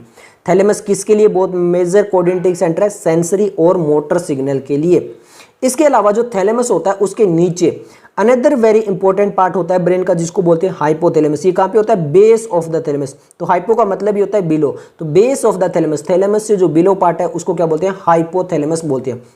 अब यहाँ पर जो ये हाइपोथैलेमस का फंक्शन आने वाला है ये सबसे इंपॉर्टेंट है। क्यों, क्योंकि AIPMT 2009 में, 10 में, नीट 2014 में, 15 में, 18 में और नीट 2019 में क्वेश्चन आ चुके हैं। तो ध्यान से देखना क्या क्या है, सब कुछ आपको इंपॉर्टेंट पता होना चाहिए। Hypothalamus contain a number of centre, यहाँ पे बहुत सारे नंबर ऑफ सेंटर होते हैं। वो क्या कंट्रोल करते हैं, विच कंट्रोल बॉडी टेम्परेचर। सबसे ज्यादा यही पूछा गया, जिसको थर्मो रेगुलेशन बोलते हैं। थर्मो रेगुलेशन है टेम्परेचर को रेगुलेट करने का काम hypothalamus. Urge for eating drinking, जो हमें भूख लगती है, प्यास लगती है, वो भी कहां से लगती है, हाइपोथैलेमस बताता है। इसके अलावा it also contain several group of neurosecretory cell. यहाँ पे न्यूरोसेक्रेटरी सेल्स होते हैं जो कि सीक्रेट करते हैं हॉर्मोन्स को, जो कि हम नेक्स्ट चैप्टर में पढ़ेंगे कि कौन से हाइपोथैलेमिक हार्मोन होते हैं उसके बारे में। क्लियर है। अब हम बात करते हैं जो सेरिब्रल का और इनर पार्ट जो होता है ना, वहां पे कुछ ग्रुप होते हैं एसोसिएटेड डीप स्ट्रक्चर, जैसे एमाइगडाला हो गया, हिप्पोकैम्पस हो गया, ये कुछ ऐसे होते हैं। और ये क्या बनाते हैं, form a complex structure called the limbic lobe और लिम्बिक सिस्टम। जो हमारा इनर पार्ट है उसमें कुछ डीप स्ट्रक्चर होते हैं, जैसे एमाइगडाला हो गया, हिप्पोकैम्पस वगैरह, और ये कॉम्प्लेक्स स्ट्रक्चर मिलकर बनाते हैं लिम्बिक लोब या लिम्बिक सिस्टम। 2018 का क्वेश्चन है यहाँ से। अब ये जो along with the hypothalamus it is involve, ये जो हमारा लिम्बिक सिस्टम है ये हाइपोथैलेमस के साथ में मिलकर क्या रेगुलेशन करता है, सेक्सुअल बिहेवियर को, एक्सप्रेशन को, इमोशनल जैसे एक्साइटमेंट, प्लेजर, रेग, फियर या फिर मोटिवेशन वगैरह को कंट्रोल करता है लिम्बिक सिस्टम हाइपोथैलेमस के साथ में मिलकर। क्लियर है। इसके अलावा जो हमारा सेरिब्रल हेमिस्फीयर लिखा हुआ है, यहां से हमारा क्वेश्चन आ चुका है 2015 और 2018 में। क्लियर। अब हम बात करते हैं किसके बारे में, मिड ब्रेन के बारे में। तो मिड ब्रेन बता चुका हूं, द मिड ब्रेन जो लोकेटेड होता है वो thalamus hypothalamus of the fore brain और pons of the hind brain, जो डायग्राम में पोन्स दिखाया था उनके बीच में होता है मिड ब्रेन, जो हमने डायग्राम में देखा था। एक canal called the cerebral aqueduct, मैंने ये डायग्राम में सेरिब्रल एक्वाडक्ट भी दिखाई दी, passing through the mid brain, और ये मिड ब्रेन से पास करती हुई जाती है कहां पर, आपके हाइंड ब्रेन में। Dorsal portion of the mid brain जो होता है वहां पे मेनली 4 राउंड लोब्स होते हैं जो स्वेलिंग्स हो जाती है, जिसको बोलते हैं कॉर्पोरा क्वाड्रिजेमिना। ये कॉर्पोरा क्वाड्रिजेमिना कहां पर मिलेगी, मिड ब्रेन के अंदर मिलेगी। अब बात करते हैं हाइंड ब्रेन के बारे में। तो हाइंड ब्रेन में पोन्स, सेरिबेलम और मेडुला होता है। अब सेरिब्रम और सेरिबेलम में अगर आपको कंफ्यूज होता है तो यहाँ पे देखिए डबल एल आ रहा है। अगर मैं डबल एल, हम इंग्लिश में ऐसे लिखते हैं अल्फाबेट में, अगर मैं इसके एक बीच में लाइन लगा दूं तो ये एच होता है, एच मतलब हाइंड ब्रेन। ये मेरे याद रखने का तरीका है, आप अपनी तरफ से कुछ भी याद रख सकते हो, क्लियर। क्योंकि देखिए यहाँ पे सेरिबेलम है और यहाँ पे सेरिब्रम है, तो सेरिब्रम में कहीं पे भी अगर आप देखोगे तो डबल पार्ट नहीं आ रहा है। यहाँ पे देखो ये सेरिब्रम है, ये सेरिब्रल हेमिस्फीयर है, पर यहाँ पर देखिए सेरिबेलम है, तो ई डबल एल आता है। इंग्लिश में इसको ऐसे लिखते हैं, मैं यहाँ पे ऐसे याद रखता हूँ कि ये हाइंड ब्रेन हो गया, 2 एच के वो आ गया। तो आपकी मर्जी, आप कैसे भी याद रख सकते हो, ठीक है। अब जो मेडुला होता है उसको मेडुला ओब्लोगांटा भी बोला जाता है। अब एक एक करके बढ़ते हैं, पहले पोन्स पढ़ते हैं। तो पोन्स के अंदर क्या होता है, आपके फाइबर ट्रैक्ट होते हैं, वो किसको कनेक्ट करते हैं, different region of the brain, अलग अलग जो ब्रेन के रीजन है उनको कनेक्ट करने का काम किसका है, पोन्स के अंदर जो फाइबर है उनका। नेक्स्ट बात करते हैं सेरिबेलम। सेरिबेलम क्या है, वेरी कन्वोल्यूटेड सरफेस होता है और यहाँ पर ये एडिशनल स्पेस प्रोवाइड करता है बहुत सारे न्यूरॉन को। ये आपका क्या करवाता है, जो एडिशनल स्पेस प्रोवाइड करता है अलग न्यूरॉन को। नेक्स्ट आता है मेडुला सेंटर। अब मेडुला क्या करता है, medulla of the brain is connected to the spinal cord, ये स्पाइनल कोड से कनेक्ट होता है। अब मेडुला के फंक्शन क्या है, यहां से आपका 2012 में, 2015 और 2018 में क्वेश्चन आ चुका है, ध्यान से देखिए। Medulla contain centre which control respiration, cardiovascular reflex and gastric section. तो यहाँ पर जो आपका मेडुला होता है उसके अंदर ऐसे सेंटर होते हैं जो रेस्पिरेशन, कार्डियोवैस्कुलर रिफ्लेक्स और गैस्ट्रिक सिक्रेशन को कंट्रोल करते हैं। 3 major region make of the brain stem. अब बहुत इंपॉर्टेंट है ब्रेन स्टेम। अब ये ब्रेन स्टेम जो है वो 3 रीजन मिलकर बनाते हैं, ध्यान से याद रखना। हाइंड ब्रेन वाले 3 पार्ट नहीं है कि पोन्स, मेडुला और सेरिबेरल एक्वेडक्ट, ये नहीं है। सेरिबेलम या पोन्स और मेडुला यहाँ पे ब्रेन स्टेम नहीं बनाते। ब्रेन स्टेम में क्या होता है, मिड ब्रेन आता है। ब्रेन स्टेम में क्या आता है, मिड ब्रेन आता है, देन पोन्स आता है और देन मेडुला आता है, ये बनाते हैं ब्रेन स्टेम। और ब्रेन स्टेम क्या करता है, कनेक्शन बनाता है ब्रेन एंड स्पाइनल कोड के अंदर। अब आपको दिखाता हूं मैं, देखिए यहाँ पर ये वाला जो रीजन है ये बनाता है ब्रेन स्टेम। अब ये जो आपका यहाँ पे सेरिबेलम है ये तो आउटर साइड में रह गया, इसलिए ब्रेन स्टेम नहीं आता। मिड ब्रेन आता है, पोन्स आता है और मेडुला आता है। क्लियर हो गया, ओके। अब बात करते हैं reflex action and reflex arc क्या होता है। सिंपल समझिए, जब भी आप क्या होता है, कोई भी एक्सपीरियंस ऐसा हुआ कि एकदम से आपको कोई ऑब्जेक्ट जो या फिर एक्सट्रीमली हॉट, कोल्ड या फिर पॉइंटेड वगैरह कुछ भी ऐसा एकदम से लगा हो, तो आपकी बॉडी ने क्या हुआ, एकदम से जो बॉडी पार्ट है उसको विड्रॉ किया, यानी पीछे की तरफ लेके गए हो। जैसे अगर आप चल रहे हो, ठीक है, और आपके पैरों में एकदम पिंच हुई है तो आपका पैर जो है एकदम से अपसाइड चला गया, तो वो जो प्रोसेस होता है उसको बोलते हैं रिफ्लेक्स एक्शन। मतलब वहां पर आपका कोई भी ऐसा प्रोसेस नहीं होता है जो आपने वॉलंटरी किया हो या फिर इसको कुछ प्रोसेस किया हो या फिर कॉन्शियस एफर्ट हो, मतलब सोच समझ के जो किया हो, ऐसा नहीं होता, एकदम से ऐसा हो जाता है, तो उसको बोलते हैं रिफ्लेक्स एक्शन। यहाँ पे देखिए डेफिनेशन क्या है, वो entire process, the entire process of response to a peripheral nervous stimulation, यानी पेरिफेरी, आपका पैर वगैरह वो पेरिफेरल के अंदर आता है, सेंट्रल के अंदर तो आता नहीं है, ब्रेन एंड स्पाइनल कोड। तो वहां पर कोई भी ऐसा प्रोसेस हुआ जो पेरिफेरल नर्वस सिस्टम पे है बट वो इनवॉलेंट्री हो गया। मेनली पेरिफेरल पे वॉलेंट्री होता है बट यहाँ पे क्या हो गया, इनवॉलेंट्री हो गया, और कोई भी कॉन्शियस एफर्ट या थॉट आपको नहीं लगवाना पड़ा, involvement of A part of the CNS, और वहां पर सीएनएस का इन्वॉल्वमेंट हुआ है। क्लियर है, तो उसको क्या बोलेंगे, रिफ्लेक्स एक्शन बोल देंगे। क्लियर है। अब रिफ्लेक्स एक्शन पाथवे क्या होता है, ये डायग्राम से आप समझ लीजिए। मैंने ये डायग्राम जो वो लोकोमोशन एंड मूवमेंट के अंदर जहां पर मसल कॉन्ट्रैक्शन बताया था वहां पर कहा था कि इस डायग्राम को आप देख लेना। क्लियर है। तो यहां पर देखिए होता क्या, एफेरेंट पाथवे और इफेरेंट पाथवे, ये तो हमने पढ़ा था पीएनएस के अंदर। तो मान लीजिए ये आपकी मसल स्पिंडल है, यहाँ पर ये स्टिमुलस आता है और ये डायरेक्ट आपका रिसेप्टर पे जाता है यहाँ पर मसल्स के बाद में। तो जैसे ये सिग्नल यहाँ पर जाता है तो आपका एफेरेंट पाथवे के थ्रू होता हुआ डोर्सल रूट गैंग्लियन में पहुंचता है और वहां से डायरेक्ट कहाँ पे पहुंच जाता है, जो आपका स्पाइनल कोड है, जो सीएनएस का पार्ट है, वहां पर पहुंच जाता है। क्लियर है। अब वहां पर होते हैं आपके इंटरन्यूरॉन और वहां से इंटरन्यूरॉन से वो सिग्नल जो है वो मोटर न्यूरॉन के थ्रू आता हुआ, क्योंकि यहाँ पे कोई भी कॉन्शियस एफर्ट नहीं लगाया गया, तुरंत ही वो सिग्नल वापस आ जाता है कहाँ पर, आपका मोटर न्यूरॉन के थ्रू होते हुए इफेरेंट पाथवे में। और ये इफेरेंट पाथवे कहाँ पे जाता है, मोटर एंड प्लेट इफेक्टर के पास में। और यही मोटर एंड प्लेट मैंने आपको लास्ट चैप्टर के अंदर बताई थी। क्लियर है। तो यहाँ पर ये सिग्नल आता है, जैसे ये सिग्नल आता है तो वही वो मसल कॉन्ट्रैक्शन वाला सिस्टम जो है वो यहाँ पर हो जाता है। ये मसल्स जैसे ही कॉन्ट्रैक्ट करेगी तो हमारा जो रिस्पॉन्स क्या होगा, ये लेग पहले यहाँ पर था ए पोजीशन पे या सी पे चला गया, नहीं एकदम से पीछे चला गया। ये चीज क्लियर होगी। और मैंने आपको अभी भी बताया था कि ब्रेन के अंदर जो था वो आउटर पार्ट ग्रे था और इनर जो था वो व्हाइट था। अब ये देखिए आपके सामने स्पाइनल कोड है, मैंने कहा था इसका ऑपोजिट हो जाता है। यहाँ पे आउटर पार्ट आपको क्या दिखाई दे रहा है, व्हाइट मैटर दिखाई दे रहा है, और इनसाइड में क्या दिखाई दे रहा है, ग्रे मैटर दिखाई दे रहा है। तो ये मैंने इसीलिए आपको बताया था, डायग्राम बेस्ड भी क्वेश्चन आ जाते हैं, फिर आपका दिमाग चकरा जाता है, तो ये चीज भी आपको याद रखनी चाहिए। क्लियर है। अब देखिए यहीं पे इन्होंने दिया है, अब ये रिफ्लेक्स पाथवे होता क्या है, एटलीस्ट वन एफरेंट न्यूरॉन, यहाँ पे एफरेंट न्यूरॉन आएगा जो भी रिसेप्टर होगा, एंड वन इफेक्टर, यानी वहां पे जो सिग्नल वापिस जाएगा। यहाँ पर अप्रोप्रिएटली अरेंज होते हैं, किसके अंदर, ये सीरीज के अंदर अरेंज होती है, पूरा एक सीरीज पाथवे होता है। ठीक है। अब यहाँ पर एफरेंट क्या करता है, सिग्नल को रिसीव करता है, फिर ये सेंसरी ऑर्गन में जाता है और वहां से डोर्सल रूट गैंग्लियन के थ्रू होता हुआ सीएनएस में जाता है। At least the level of the spinal code, at the level of spinal cord, ये केवल स्पाइनल कोड यहाँ पे बताया गया, इसीलिए यहाँ पे इसका नाम आया है और इसीलिए मैंने आपको ये मैटर भी बताया है। अब यहाँ पे जैसे इफेरेंट न्यूरॉन वापस उस सिग्नल को सीएनएस के थ्रू होता हुआ कहाँ पे भेज देता है, इफेक्टर के पास भेज देता है, और वहां पे आपका नी जर्क रिफ्लेक्स आ जाता है। ये यहाँ पे इन्होंने बताने की कोशिश की है। अब बात करते हैं सेंसरी रिसेप्शन एंड प्रोसेसिंग के बारे में। तो हम ये देखिए यहाँ पर हमारी बॉडी के अंदर बहुत सारे सेंसरी ऑर्गन होते हैं जो डिटेक्ट करते हैं ऑल टाइप ऑफ चेंजेस, जो भी एनवायरनमेंट के अंदर जो भी चेंज हो रहा है उसको डिटेक्ट करने का काम किसका है, सेंसरी ऑर्गन का है। टोटल 5 सेंसरी ऑर्गन होते हैं, जिसमें से 4 यहाँ पर दिए हुए हैं। स्किन एक होती है जो कि टेम्परेचर वगैरह आपको पता चल जाता है कि हीट है या कोल्ड है, तो वो यहाँ पर नहीं दिया हुआ है। बाकी 4 दिए हैं, 4 कौन कौन से वो अभी पता चल जाएगा। अब यहाँ पर ये क्या करते हैं, जो भी डिटेक्ट करते हैं एनवायरनमेंट से सिग्नल और उसको कहाँ पे भेज देते हैं, सीएनएस पे। वहाँ पे जो भी इनपुट आते हैं उसको प्रोसेस और एनालाइज किया जाता है और फिर वापस से different part of the brain के अंदर, और फिर वो सिग्नल आगे भेज दिया जाता है। इस तरह से हम सेंस करते हैं।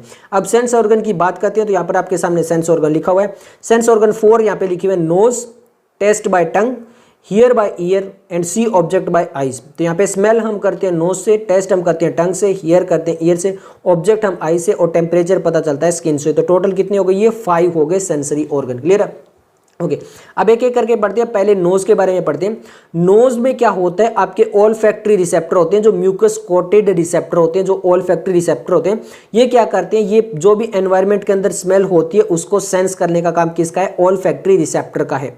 अब यहाँ पर ये किससे बनते हैं, ऑल फैक्ट्री रिसेप्टर। तो ये जो ऑल फैक्ट्री रिसेप्टर ये बनते हैं ऑल फैक्ट्री एपिथेलियम के, और इन एपिथेलियम पे टोटल 3 काइंड ऑफ सेल होते हैं। यहाँ पर उनको बारे में डिटेल में नहीं बताया गया इस चैप्टर में, और यहाँ से कोई अभी तक क्वेश्चन नहीं आया, बट फिर जितना आया आप यहाँ पे अच्छे से समझ लीजिए। ऑल फैक्ट्री एपिथेलियम में 3 काइंड ऑफ सेल्स होते हैं, उनसे मिलकर बनते हैं ऑल फैक्ट्री रिसेप्टर जो स्मेल को सेंस करते हैं। क्लियर है। अब यहाँ पे आगे लिखा है the neuron of the all factory epithelium actual में है क्या, extend from the outside environment directly into a pair of broad bean sized organ called olfactory bulb। और यहाँ पे ये olfactory bulb होते हैं जहाँ पर ये आपके रिसेप्टर प्रेजेंट होते हैं, और ये olfactory bulb कुछ नहीं है, एक्सटेंशन है ब्रेन के लिम्बिक सिस्टम का। ब्रेन के अंदर लिम्बिक सिस्टम अभी पढ़ के आए थे, हिप्पोकैम्पस एमिग्डाला से मिलकर वो बनता है अंदर वाला, उसी के एक्सटेंशन है olfactory bulb, और उसके ऊपर होते हैं olfactory रिसेप्टर, और ये आपका क्या काम करते हैं, सेंस करते हैं स्मेल को। अब एक इंपॉर्टेंट है, नोज और टंग दोनों ही डिजोल्व्ड केमिकल जो होते हैं उनको डिटेक्ट करते हैं। जो भी एनवायरनमेंट के अंदर डिटेल, या फिर हम जाएंगे कोई फूड वगैरह उसमें कोई केमिकल होगा, या फिर एनवायरनमेंट के अंदर कोई केमिकल होगा, उनको डिटेक्ट करने का काम किसका होता है, नोज एंड टंग का होता है। दोनों एक दूसरे से इंटरलिंक भी होते हैं। आगे लिखा था chemical sense of gustation that is taste and olfactory that is smell are functionally similar. क्योंकि आप देखोगे जैसे अगर मैं कह दूं मैंगो की स्मेल लो, तो मैंगो की जैसे ही स्मेल जाएगी आपको पता चल जाएगा ये कैसा है, स्वीट है। ऑरेंज को जैसे ही लेके जाओगे आपको पता चलेगा खट्टा और स्वीट हो सकता है। तो इस टाइप से आपको कई बार देखते हो कि आपको पिज्जा वगैरह या कुछ भी ऐसी चीज़ होती है जो आपको खाने में बहुत अच्छी लगती है, आज के स्मेल से ही उसका टेस्ट आने लग जाता है आपको, तो वो इस टाइप से क्या होती है, इंटर रिलेटेड होती है। टंग में क्या होते हैं, टेस्ट बड होते हैं, उन पे कौन से रिसेप्टर होते हैं, गस्टेटरी। याद रखना है, नोज में होते हैं ओल्फैक्टरी रिसेप्टर और टंग में होते हैं गस्टेटरी रिसेप्टर। और ये कहते हैं फूड वगैरह सिप वगैरह जो भी होता है उनको टेस्ट बड यहाँ से पता चल जाता है कि उसके अंदर कौन सा टेस्ट होता है। क्लियर है। अब हम एक एक करके बात करते हैं। नेक्स्ट है आई के बारे में। तो आई की बात करें तो आई होती है क्या, पेयर। पेयर का मतलब है जो सेम स्ट्रक्चर के दो ऑर्गन, उनको पेयर में बोलते हैं। अब जो आई होती है वो कहाँ पर लोकेटेड होती है, तो वो जो सॉकेट होते हैं स्कल के अंदर कुछ ऐसे बने होते हैं, वहां पर होती है आई, जिनको बोलते हैं ऑर्बिट। यानी आई इनडायरेक्टली ऑर्बिट के अंदर होते हैं, और ऑर्बिट होते हैं आपके स्कल के अंदर बने हुए कुछ सॉकेट। क्लियर है। अब आई बहुत इंपॉर्टेंट है क्योंकि 2013 से लेकर 2020 तक हर साल क्वेश्चन है, यानी 13 में, 14 में, 15 में, 16 में, 17 में, 18 में, 19 में और 2020 में भी क्वेश्चन आ चुका है। अब कहां से आया, कैसे आया, उसके बारे में हम बात करते हैं। क्लियर है। ओके, तो सबसे पहले बात करते हैं हम कि यहाँ पर जो एडल्ट ह्यूमन की जो आई बॉल होती है वो नियरली कैसी होती है, स्पेरिकल होती है। और ये जो आई बॉल होती है वो बनती है 3 लेयर से। कितनी लेयर से, 3 लेयर से। जो इसमें स्क्लेरा है वो बिल्कुल आउटर साइड में होती है, देन मिडल होती है हमारी कोरोइड, एंड देन बिल्कुल इंटरनल और कौन सी होती है, रेटिना होती है। क्लियर है। तो ये चीज आपको समझ में आ जानी चाहिए। यहाँ पे जो आई होती है वो कितनी लेयर से मिलकर बनती है, 3 लेयर से बनती है। एक होती है रेटिना जो कि आपके इनसाइड में होती है, फिर स्क्लेरा जो मिडल होती है, सॉरी जो कोरोइड होती है वो मिडल होती है, और जो स्क्लेरा होती है वो क्या होती है, बिल्कुल आउटसाइड वाली लेयर होती है, एक्सटर्नल लेयर जिसको बोलते हैं। अब एक एक करके आपको बताता हूँ डायग्राम से। अब ये जो स्क्लेरा है, स्क्लेरा का जो एंटीरियर पार्ट है यानी जो आगे की तरफ का पार्ट है वो बनाता है कॉर्निया। वो बनाता है क्या, कॉर्निया। स्क्लेरा का जो आउटर पोर्शन है वो बनाएगा क्या, कॉर्निया। कॉर्निया हो सकती है ट्रांसप्लांट, क्यों, क्योंकि यहाँ पे कोई भी ब्लड सप्लाई नहीं होती है। क्लियर है। ओके, नेक्स्ट बात करते हैं कोरोइड के बारे में। कोरोइड जो होती है, जो मिडल लेयर होती है, वो आगे आके बनाती है सीलियरी बॉडी। क्या बनाती है, सीलियरी बॉडी बनाती है। सीलियरी बॉडी आगे एक्सटेंड होके बनाती है आइरिस। क्या बनाती है, आइरिस। और यही वो विजिबल कलर है आई का जो हमें दिखाई देता है। जो विजिबल कलर का आई दिखाई देता है वो क्या है, हमारा आइरिस है। क्लियर हो गया। अब ये जो आइरिस है, जो लेंस को जितना कवर करके रखते हैं, जो आइरिस आपके लेंस को कवर करके रखते हैं वो क्या कहलाता है, प्यूपिल कहलाता है। वो क्या कहलाता है, प्यूपिल कहलाता है। ये चीज क्लियर हो गई। ओके, अब लेंस जो है, लेंस को यहां पर रखने का काम कौन सा है, लिगामेंट। जो आपकी सिलियरी बॉडी है उसमें कुछ लिगामेंट होती है, यहां पे आपको दिखाई दे रहा होगा। ये क्या करते हैं, इस लेंस को इस शेप पे रखते हैं। तो अभी आपको क्लियर हो गया होगा, जो आउटर लेयर होती है स्क्लेरा, उस वो आगे जाके बनाती है कॉर्निया। बीच वाली कोरोइड आगे जाके बनाती है सिलियरी बॉडी, और उससे आगे बनती है आइरिस। क्लियर है। जो हमारा विजिबल पोर्शन होता है, और वहां पर जो होता है, जो आपकी सिलियरी बॉडी होता है, वो लिगामेंट के थ्रू लेंस को उस पोजीशन पे रखती है। क्लियर है। अब जो लेंस है, और लेंस और कॉर्निया के बीच वाला जो स्पेस होता है उसको बोलते हैं क्या, एक्वस चैम्बर। क्या बोलते हैं उसको, एक्वस चैम्बर बोला जाता है। क्लियर हो गया। ओके, अब हम आते हैं रेटिना पे। रेटिना में 3 लेयर होती है, बट मेनली यहाँ पर एक लेयर के बारे में बात करा रहा हूँ मैं। यहाँ पे फोटो पिगमेंट लेयर होती है, जहाँ पे फोटो पिगमेंट्स प्रेजेंट होते हैं, फोटो रिसेप्टर सेल्स प्रेजेंट होते हैं, उसके अंदर होती है फोटो पिगमेंट। अब फोटो पिगमेंट 2 टाइप के होते हैं, cones and rods. Cones and rods यहाँ पे किसके अंदर होते हैं, रेटिना के अंदर होते हैं। जो भी कलर वगैरह होता है या भी जो भी हमें दिखाई देता है वो सब कुछ कहाँ पे दिखाई देता है, रेटिना में। अब रेटिना में देखिए यहाँ पर कुछ पोर्शन लिखा हुआ है फोविया। ये फोविया एक पोर्शन होता है जहाँ पे केवल और केवल कोन्स होते हैं, जो फोटो रिसेप्टर सेल्स होते हैं। मैंने आपको बताया 2 टाइप के होते हैं, एक रोड्स एंड केन्स। यहाँ पर केवल और केवल क्या मिलेंगे, हमें कोन्स देखने को मिलेंगे। क्लियर है। ओके, अब एक होता है ब्लाइंड स्पॉट। अब ये ब्लाइंड स्पॉट क्या होता है, यहां पर ब्लाइंड स्पॉट वो लेयर होती है जहां पर आपकी रेटिना के कोई भी फोटो रिसेप्टर सेल प्रेजेंट नहीं है। जो फोटो रिसेप्टर सेल जहां पर प्रेजेंट नहीं है उस स्पॉट को क्या बोला जाता है, ब्लाइंड स्पॉट बोला जाता है। क्लियर हो गया। अब यहाँ पे इस ब्लाइंड स्पॉट के पीछे हमारी नर्व जाती है, कौन सी नर्व, ऑप्टिक नर्व जाती है, जो सिग्नल लेके जाती है ब्रेन तक। क्लियर है। ओके, अब जो हमारी रेटिना लेयर है, कौन सी लेयर है, रेटिना लेयर है, जो इंटरनल लेयर है। रेटिना और लेंस के बीच में जो ये स्पेस है उसमें एक जेल फील्ड होती है, एक्वस जेल, और यहाँ पे इस चैम्बर को बोला जाता है विट्रस चैम्बर। तो आपको समझ में आ गया, लेंस और कॉर्निया के बीच में एक्वस, लेंस और रेटिना के बीच में विट्रस। ये सब कुछ अभी हम थ्योरेटिकल पढ़ने वाले हैं। सबसे पहले बात करते हैं एक्सटर्नल लेयर की, जो कि बनती है आपके डेंस कनेक्टिव टिश्यू की, और जिसको बोला जाता है स्क्लेरा। ये हो गई आपकी स्क्लेरा। अब इसी का एंटीरियर पोर्शन जो कहलाता है वो कॉर्निया, यही इसी का एंटीरियर पोर्शन आ गया कॉर्निया।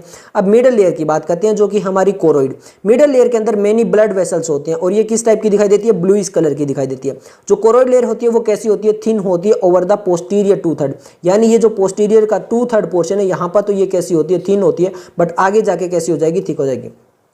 अब आगे देखिए लिखा हुआ है 2/3 of the eyeball but it becomes thick. आगे आके ये थिक हो गई है in the anterior part two form ciliary body, और इसी ने क्या बनाया है, सीलियरी बॉडी बनाया। किसने बनाया, कोरोइड ने बनाया है। आगे आके सीलियरी बॉडी। क्लियर हो गया, द सीलियरी बॉडी। अब ये सीलियरी बॉडी आगे क्या बना रही है, सीलियरी बॉडी जो वो आगे इटसेल्फ कंटिन्यू होती है फॉरवर्ड और to form a pigmented and opaque structure, जिसको बोलते हैं आइरिस। और आइरिस ही क्या होता है, विजिबल कलर होता है पोर्शन का आई में, जो ब्लैक, ब्राउन, ब्लू आईज सब कुछ दिखाई देती है वो आइरिस दिखाई देता है। क्लियर हो गया। ओके, अब बात करते हैं आई बॉल के अंदर यहाँ पे ट्रांसपेरेंट क्रिस्टलाइन स्ट्रक्चर होता है लेंस। क्लियर है। अब ये जो लेंस होता है इसको प्लेस पे यहाँ पे उसी प्लेस पे रखने का काम किसका है? लिगामेंट। अटैच किससे होती है? Ciliary body. काफी इंपॉर्टेंट है। क्यों इंपॉर्टेंट है भाई? क्योंकि 2018 और नीट 2020 में यहाँ से क्वेश्चन आ चुका है कि लेंस को उसकी शेप पे कौन रखता है? तो लिगामेंट्स रखते हैं जो सिलियरी बॉडी से डायरेक्टली अटैच होते हैं। क्लियर हो गया? ओके। अब आगे बात करते हैं in front of the lens, जो लेंस का आगे वाला पोर्शन है वहां पे जो aperture surrounded by the iris, ध्यान से दे, आइरिस उसको क्या बोला जाता है? प्यूपिल। यही मैंने आपको बताया था कि ये जो आपका लेंस हो गया और लेंस में ये वाला जो आइरिस जो कवर कर रखा है ये पोर्शन क्या कहलाता है? प्यूपिल कहलाता है। तो यही यहाँ पे एनसीईआरटी ने लिखा है। अब the diameter of the प्यूपिल is regulated by the muscle fibre of the iris. ये जो डायामीटर है प्यूपिल का उसको कौन रेगुलेट करता है? जो मसल फाइबर होती है आइरिस की, वो। क्लियर हो गया? ओके। अब हम आगे बात करते हैं द इनर लेयर की। अब देखिए कौन सी? इनर लेयर की। इनर लेयर क्या है? रेटिना। अब हम सब बिल्कुल आ गए रेटिना के अंदर। रेटिना के अंदर 3 लेयर होते हैं from inside to outside. Inside में कौन सा होगा? गैंग्लियन होगा। मिडल में कौन सा होगा? बाइपोलर होगा। आउटसाइड की तरफ कौन सा होगा? फोटो रिसेप्टर सेल्स होंगे। अब ये इनसाइड टू आउटसाइड कैसे बोल रहे हैं ये मैं आपको बता देता हूं। यहां पर ये लेयर जो है रेटिना वो तो है हमारी बिल्कुल इनर लेयर, बट इसमें इनसाइड टू आउटसाइड बता रहे हैं तो आउटसाइड में यहां पे बिल्कुल ये जो आउटसाइड है और ये इसके इनसाइड है। मतलब यहां पर जो है आपका विट्रस ह्यूमर की तरफ तो होंगे फोटो रिसेप्टर सेल और फिर आपके बीच में होंगे बाइपोलर और फिर गैंग्लियन सेल जो होंगे वो होंगे आपके स्क्लेरा की तरफ। ये यहां पे इन्होंने बताने की कोशिश की है। क्लियर हो गया? ओके। अब मेनली हम किसकी बात करते हैं? फोटो रिसेप्टर सेल की। देखिए there are 2 type of photo receptor cell. कितने टाइप के हैं? फोटो रिसेप्टर 2 टाइप के। कौन कौन से? Rods and cones. ये मैंने आपको बताया था। और ये जो रोड्स एंड कोन्स है ये आपके लाइट सेंसिटिव प्रोटीन होती है। क्या होती है? लाइट सेंसिटिव प्रोटीन होती है। किनके पास में? रोड्स एंड कोन्स के पास में। इसीलिए इनको फोटो पिगमेंट भी बोला जाता है। जो photo receptor rods and cones इनको फोटो पिगमेंट बोला जाता है। क्लियर है? अब देखिए हमें देखिए जो नाइट टाइम होता है, जो डार्क टाइम होता है, नाइट टाइम देखते हैं तो हमें 2 ही तरह की चीजें दिखाई देती है। कौन कौन सी? Black and white. अगर आप देखोगे रात को तो आपको 2 ही कलर दिखाई देते हैं, ब्लैक एंड व्हाइट। वहीं पे अगर आप डे में देखोगे लाइट में देखोगे तो आपको अलग अलग कलर दिखाई देते हैं। तो कलर जो दिखाई देते हैं वो कोन्स की वजह से दिखाई देते हैं। C for colour, C for cones. Clear है? ओके। देखिए यहाँ पे लिखा है the daylight that is photopic vision कहलाता है, कलर विजन कहलाता है। वो फंक्शन है किसका? कोन्स का। ट्वाइलाइट एक मूवी भी है हॉलीवुड के अंदर, वो नहीं आते हम यहाँ पे आते हैं वैम्पायर, यहाँ पर आते हैं। तो ट्वाइलाइट, स्कोटोपिक, ट्वाइलाइट जो विजन होता है जिसको स्कोटोपिक विजन भी बोलते हैं, ये फंक्शन है किसका? रोड्स का। अब रोड्स जो होती है ये कहाँ पे किससे होती है? तो यहाँ पर ये पर्पलिश रेड प्रोटीन होती है जिसको बोलते हैं रोडोप्सिन प्रोटीन। और ये किस टाइप से दिखाई देती है? Visual purple. ये प्रोटीन किस में होती है? रोड्स में होती है। अब एक इंपॉर्टेंट चीज है विच contain A derivative of vitamin ए। तो यहाँ पे रोड्स के अंदर जो रोडोप्सिन प्रोटीन है वहां पर एक डेरिवेटिव होता है विटामिन ए का। अब ये जो पैराग्राफ मैंने आपको बताया हूं यहाँ से 2019 और 2020 में क्वेश्चन आ चुका है, तो यहां तक आपको समझ में आ जाना चाहिए। अब ह्यूमन आई की बात करें तो यहाँ पे 3 टाइप्स ऑफ कोन होते हैं। अब ये जो कोन्स है वो भी अलग अलग 3 टाइप्स के। कौन कौन से? रेड, ग्रीन और ब्लू। लिखा हुआ है which possess their own characteristic photopigment that respond to red, green और ब्लू। यानी कोन्स के अंदर 3 डिफरेंट टाइप के और अलग से यहाँ पे फोटो पिगमेंट होते हैं जो अलग अलग कलर। और ये जो आपका रेड, ग्रीन और ब्लू है ये कहलाते हैं आपके प्राइमरी कलर। ये क्या कहलाते हैं? प्राइमरी कलर होते हैं। और इन्हीं के कॉम्बिनेशन से द कॉम्बिनेशन ऑफ दीज यहाँ पे हमें अलग अलग कलर दिखाई देते हैं। क्लियर हो गया? और अगर ये एक साथ इक्वल आ जाए तो यहाँ पे सेंसेशन जो है वो व्हाइट लाइट प्रोड्यूस कर देती है। कौन कौन सी? जो हमारी रेड, ग्रीन और ब्लू लाइट है वो। अब हम आगे बात करते हैं ऑप्टिक नर्व के बारे में। तो ऑप्टिक नर्व क्या करती है? आई को लीव करती है और वहां पर होते हैं रेटिनल ब्लड वेसल्स। जो रेटिना के ब्लड वेसल्स है वो भी वहां पर निकलती है। At a point medial and slightly above the posterior pole of the eye ball photo receptor cell are not present in that region, hence is called blind spot. मैंने बताया था ब्लाइंड स्पॉट के अंदर फोटो रिसेप्टर सेल्स नहीं present होते हैं, इसीलिए उसको ब्लाइंड स्पॉट बोला जाता है। डायग्राम में अभी भी बताया था। अब जो हमारा पोस्टीरियर तो यहाँ पर जो ब्लाइंड स्पॉट होता है, there is a yellowish pigmented spot called the macula lutea. इसको मैकुला लूटिया भी बोलते हैं। With a central pit called fovea. Macula lutea इसको कंप्लीट बोलते हैं। और यहाँ पे ये सेंट्रल पिट वाला जो रीजन है उसको बोलते हैं फोविया। ये पूरा रीजन होता है मैकुला लूटिया। बिल्कुल ऑपोजिट वाला रीजन क्या हो गया, फोविया हो गया। अब इस फोविया में होता क्या है, बहुत इंपॉर्टेंट है। अब आप कहोगे इतना इंपॉर्टेंट क्यों है, 2015 और 2020 में क्वेश्चन यहाँ से आ चुका है। तो यहाँ पर फोविया में क्या होता है, फोविया में थिन आउट पोर्शन होता है रेटिना का, जहाँ पे only the cones are densely packed, यानी यहाँ पे कोई भी रोड्स नहीं है, केवल और केवल कोन्स है। और यहाँ पे जो वो पॉइंट है जहाँ पे विजुअल एक्यूटी रिजोल्यूशन सबसे हाईएस्ट है, यानी फुल एचडी हमें यहाँ पर ही दिखाई देता है। क्लियर हो गया, 4K रिजोल्यूशन वाला या इससे भी हायर रिजोल्यूशन वाला केवल हमें इसी वजह से दिखाई देता है। अब मैंने एक्वस चैम्बर और विट्रस चैम्बर बताया था, तो एक्वस चैम्बर कॉर्निया और लेंस के बीच में जो होता है वो एक्वस चैम्बर होता है, यहाँ पे थिन वाटरी फ्लूइड होता है। क्लियर हो, जिसको बोलते हैं एक्वस ह्यूमर। बाद में बात करते हैं जो स्पेस होता है लेंस और रेटिना के बीच में, उसको बोलते हैं विट्रस ह्यूमर, और यहाँ पे ट्रांसपेरेंट जेल जो होती है वो भरी होती है, जिसको विट्रस ह्यूमर भी बोला जाता है। अब हम बात करते हैं मैकेनिज्म ऑफ विजन की। तो हमने बात की थी कि रेटिना के अंदर तो टोटल जो 3 टाइप के न्यूरॉन होते हैं, कौन कौन से, गैंग्लियन, बाइपोलर और फोटो रिसेप्टर सेल्स। तो जो फोटो रिसेप्टर वो तो सिग्नल को कैच करेंगे, फिर बाइपोलर के होते हुए गैंग्लियन में, और फिर आगे चला जाएगा कौन सी, जो हमारी ऑप्टिक नर्व थी वहां से ब्रेन तक। ये यहाँ पे बताया है, और यहाँ पे पूरा वही है। देखिए, the light rays is visible मेमलेथ, जब भी लाइट रेज आती है विजिबल मेमलेथ की, किसके अंदर, रेटिना के अंदर, थ्रू द कॉर्निया, कॉर्निया के होते हुए लेंस के थ्रू होते हुए वहां पे आती है।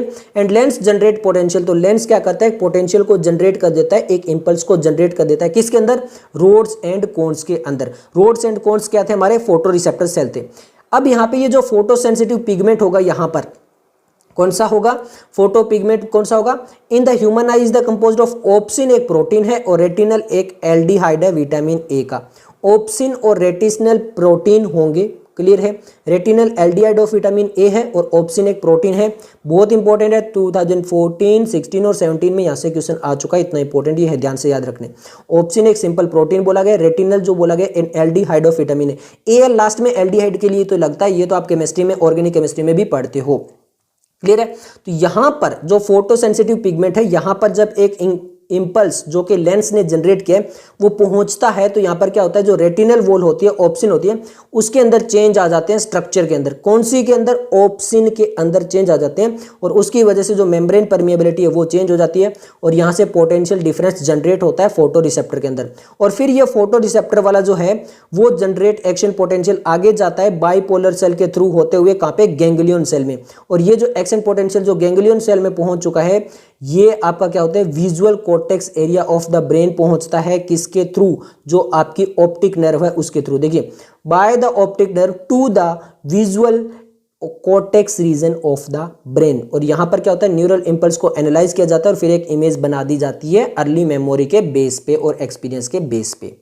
बात करते हैं ईयर की, तो ईयर जो है वो 2 मेन फंक्शन को परफॉर्म करता है, एक तो हियरिंग हो गया और एक होता है maintenance of the body balance, यानी जो हमारी बॉडी बैलेंस रहती है उसको मेंटेन करने में भी ईयर का बहुत इंपॉर्टेंट रोल प्ले होता है।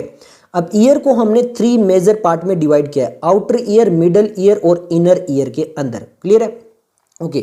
अब यहाँ पर ये जो डायग्राम दिया हुआ है इससे हम बात करते हैं, तो यहाँ पे आपको सामने पहले डायग्राम समझा देता हूँ मैं आपको, ताकि आपको जो भी पोर्शन पढ़ेंगे वो आपको अच्छे से समझ में आ जाए।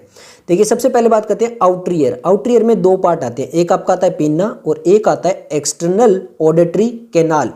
क्लियर है, तो यहाँ पर पिन्ना क्या करता है, जो भी साउंड वाइब्रेशन जो बाहर से रिसीव आती है उसको सिग्नल को रिसीव करता है और आगे की तरफ ट्रांसफर करता है। क्लियर है, तो ये टिम्पेनिक मेम्ब्रेन से पहले वाला जो पार्ट होता है वो किसके अंदर आता है, आउटर ईयर के अंदर आता है। अब यहाँ से सारे सिग्नल कैच होके कहाँ पे चले जाते हैं, यहाँ पे आपके टिम्पेनिक मेम्ब्रेन तक चले जाते हैं। क्लियर है, उसके बाद आता है मिडल ईयर। अब मिडल ईयर के अंदर आपके 3 पार्ट्स हैं, उनके अंदर मेनली आपकी बोन्स है, कौन कौन सी, मेलस है, इनकस है और स्टेपस है। अब ध्यान से याद रखना, ये इन ओवल विंडो लिखा हुआ है, ये हम बाद में बात करेंगे, बस यहाँ पे इतना याद रखो, मेलस, इनकस और स्टेपस होता है किसके अंदर, मिडल ईयर के अंदर। अब ये क्या करती है, जो भी साउंड की वाइब्रेशन आती है उसको इन्हेंस करने का काम किसका होता है, इन्हीं बोन्स का होता है। और हमारी बॉडी के अंदर सबसे स्मॉलेस्ट बोन कौन सी होती है, स्टेपस होती है। अब यहाँ पर एक जो हमारा मिडल ईयर है इसमें एक और पोर्शन होता है जिसको बोलते हैं यूस्टेकियन ट्यूब। अब ये यूस्टेकियन ट्यूब कहाँ पे ओपन होती है, ये हमारी फेरिंग्स के अंदर ओपन होती है। अब क्यों होती है, क्योंकि ये जो प्रेशर ग्रेडियंट वगैरह है उसको मेंटेन करने के लिए, ताकि ईयर के अंदर अगर बहुत ज़्यादा साउंड वेव आती है, आपने कभी नोटिस किया हो, आप आराम से चल रहे हो, एक एकदम बहुत तेज से साउंड आती है तो आपका माउथ जो होता है वो ओपन हो जाता है। क्यों, क्योंकि यहाँ से ज़्यादा प्रेशर एकदम से ईयर में एंटर किया है, वो यूस्टेकियन ट्यूब के थ्रू होता हुआ आपका फेरिंग्स में ओपन होता है, फिर आपका माउथ ओपन हो जाता है, कभी आप इसको महसूस कर सकते हो। क्लियर है। जो टेम्पोरल बोन दिया वो तो आपको पता है कि ये स्कल की बात कर रहा है। अब हम आते हैं किसके अंदर, जो हमारा मिडल ईयर हो चुका है, अब बात करते हैं इनर ईयर की। जो इनर ईयर होता है उसको हम बोलते हैं लेबिरंथ। क्या बोलते हैं उसको? लेबिरंथ बोलते हैं। अब लेबिरंथ के अंदर दो पोर्शन आते हैं, एक आपका आता है कोक्लिया, इसको क्या बोला जाता है? कोक्लिया बोला जाता है। अब यहाँ पे ध्यान से देखिए इस डायग्राम में, यहाँ पे 3 ऐसे बोन्स वगैरह दिखाई गई यहाँ पर। क्लियर है। ये वाला जो मैंने पोर्शन बताया, यहाँ पर जो ये पोर्शन होता है इसको हम बोलते हैं वेस्टिबुलर अपरेचस। क्या बोलते हैं इसको? इसको बोला जाता है वेस्टिबुलर अपरेचस। क्लियर है। अब जो इनर ईयर है उसको बोला जाता है लेबिरंथ। अब यहाँ पर जो इनर ईयर के अंदर मेनली दो पार्ट है, एक वेस्टिबुलर अपरेचस और एक कोक्लिया। ये जो कोक्लिया होता है वो तो हियरिंग में हेल्प करता है, किसमें? हियरिंग में। और जो वेस्टिबुलर अपरेचस होता है ये किसमें? जो बैलेंस होता है ना बॉडी का, उसमें हेल्प करता है। तो क्लियर हो गया होगा आपको? ओके, तो हम एक एक करके पढ़ते हैं, उसके बाद में जो कोक्लिया को डिटेल में हम डिस्कस करेंगे। चलिए, तो यहाँ पे देखिए जो आउटर ईयर है वहां पर पिन्ना और एक्सटर्नल ऑडिटरी मीटर्स यानी ये कैनाल है जो हमने अभी बताई थी। पिन्ना क्या करता है? वाइब्रेशन को एयर से कलेक्ट करता है, साउंड को प्रोड्यूस करता है, और वहां पे आगे जो है वो कहां पर पहुंचा जाता है? टिम्पेनिक मेम्ब्रेन, जिसको ईयर ड्रम बोलते हैं, यहां तक पहुंचा देता है। अब यहाँ पे लिखा है there are very fine hairs and wax secreting gland in the skin of the pinna. ये जो पिन्ना होता है आपको भी पता, ईयर में जब आप अपने फिंगर डालते हो तो आपको भी पता है वहां पर क्या होती है? वैक्स सीक्रेट होती रहती है इन the skin of the pinna. क्यों? क्योंकि यहाँ पर जो वो कुछ ऐसी चीज ना चली जाए जो टिम्पेनिक मेम्ब्रेन को हार्म कर दे, इसीलिए। अब ये जो टिम्पेनिक मेम्ब्रेन होती है वो कनेक्टिव टिश्यू से बनती है। ये जो टिम्पेनिक मेम्ब्रेन जिसको हम ईयर ड्रम बोलते हैं, किससे बनती है? कनेक्टिव टिश्यू से बनती है, और ये स्किन आउटसाइड से कवर होती है, और यहाँ पे म्यूकस जो होता है वो इनसाइड में होता है। क्लियर है। ओके, अब बात करते हैं मिडल ईयर की। मिडल ईयर में मैंने बता दिया था 3 ओसिकल होते हैं, मेलस, इनकस और स्टेपस, और ये अटैच होते हैं वन अनदर एक चेन लाइक फैशन में। अब बात करते हैं मेलस की। मेलस अटैच होता है टिम्पेनिक मेम्ब्रेन, जिसको आपका ईयर मेम्ब्रेन भी बोलते हो, वहां से। क्लियर है।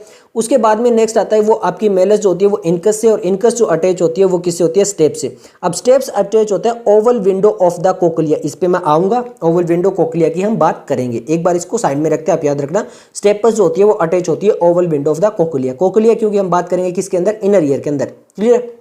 ओके, अब ये जो ईयर ओसिकल होती है मेलस, इनकस, स्टेपस, ये क्या करती है? जो आपकी efficiency of transmission sound wave है उसको बढ़ा देती है। जैसे एक एम्पलीफायर क्या करता है? उसको इंक्रीज कर देता है, सेम वैसा ही। एक यूस्टेकियन ट्यूब होती है इनर मिडल ईयर के अंदर, ये क्या करती है? मिडल ईयर को आपके फेरिंग से कनेक्ट करती है। क्यों? क्योंकि it help in the equalising the pressure on either side of the ear drum. तो ईयर ड्रम की तरफ दोनों तरफ प्रेशर मेंटेन रहे, वो ब्रेक ना हो जाए, इसलिए ये यूस्टेकियन ट्यूब का काम होता है जो फेरिंग्स में ओपन होती है। अब हम आते हैं इनर ईयर में। अब इनर ईयर क्या है? फ्लूइड फील्ड है, यानी इनर ईयर के अंदर जो होता है वो फ्लूइड भरा रहता है। इनर ईयर को क्या बोलते हैं? लेबिरंथ बोलते हैं। क्या बोलते हैं? लेबिरंथ बोलते हैं। अब ये जो लेबिरंथ होता है ये दो पार्ट में होता है, एक बोनी लेबिरंथ होता है और एक मेम्ब्रेनस लेबिरंथ होता है। तो लेबिरंथ को दो पार्ट में, एक बोनी और एक मेम्ब्रेनस के अंदर डिवाइड किया गया है। क्लियर है।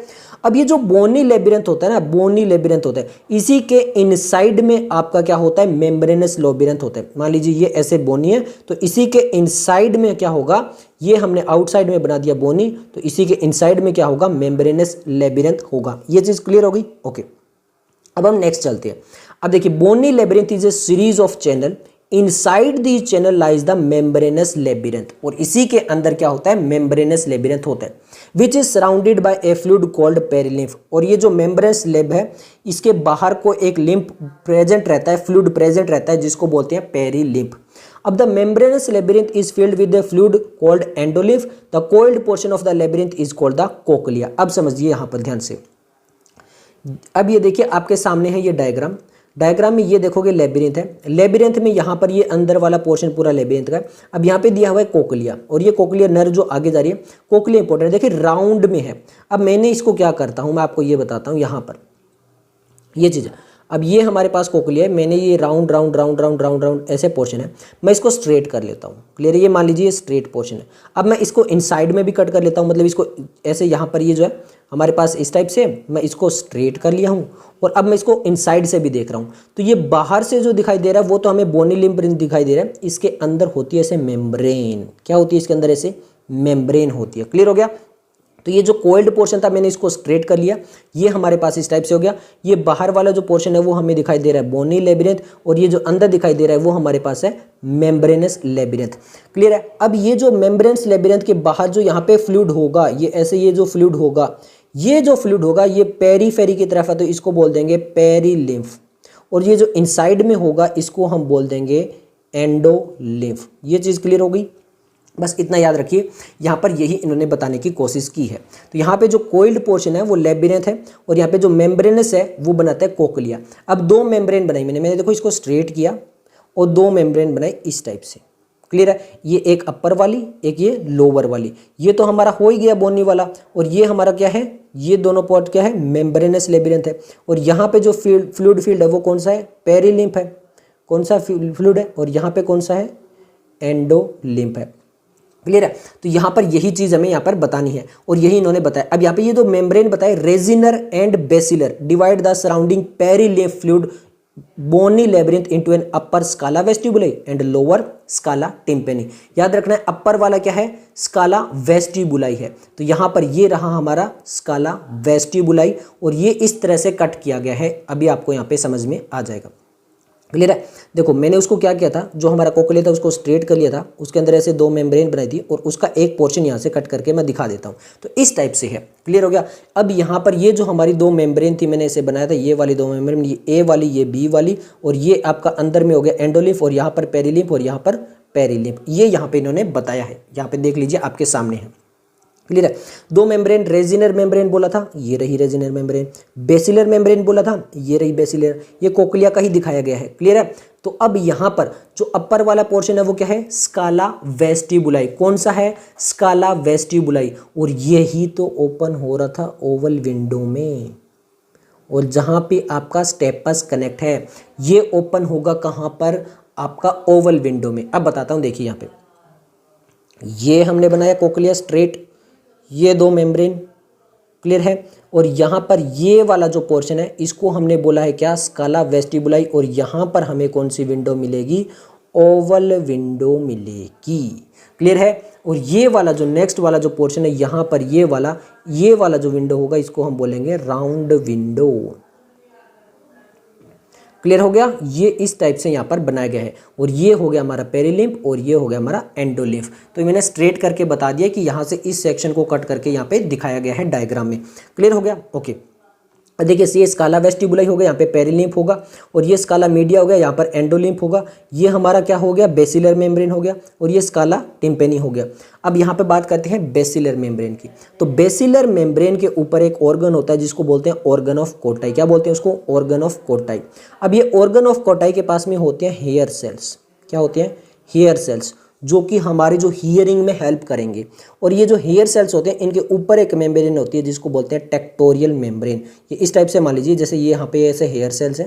क्लियर है, और यहाँ पर इसके ऊपर एक मेम्ब्रेन होगी जो इसको ऐसे कवर करके रखेगी, उस मेम्ब्रेन को बोला गया टेक्टोरियल मेम्ब्रेन। तो ये डायग्राम आपको समझ में आ चुका होगा, रेसिनल मेम्ब्रेन क्या है, बेसिलर ऑर्गन, ये सब कुछ आपको समझ में आ चुका होगा।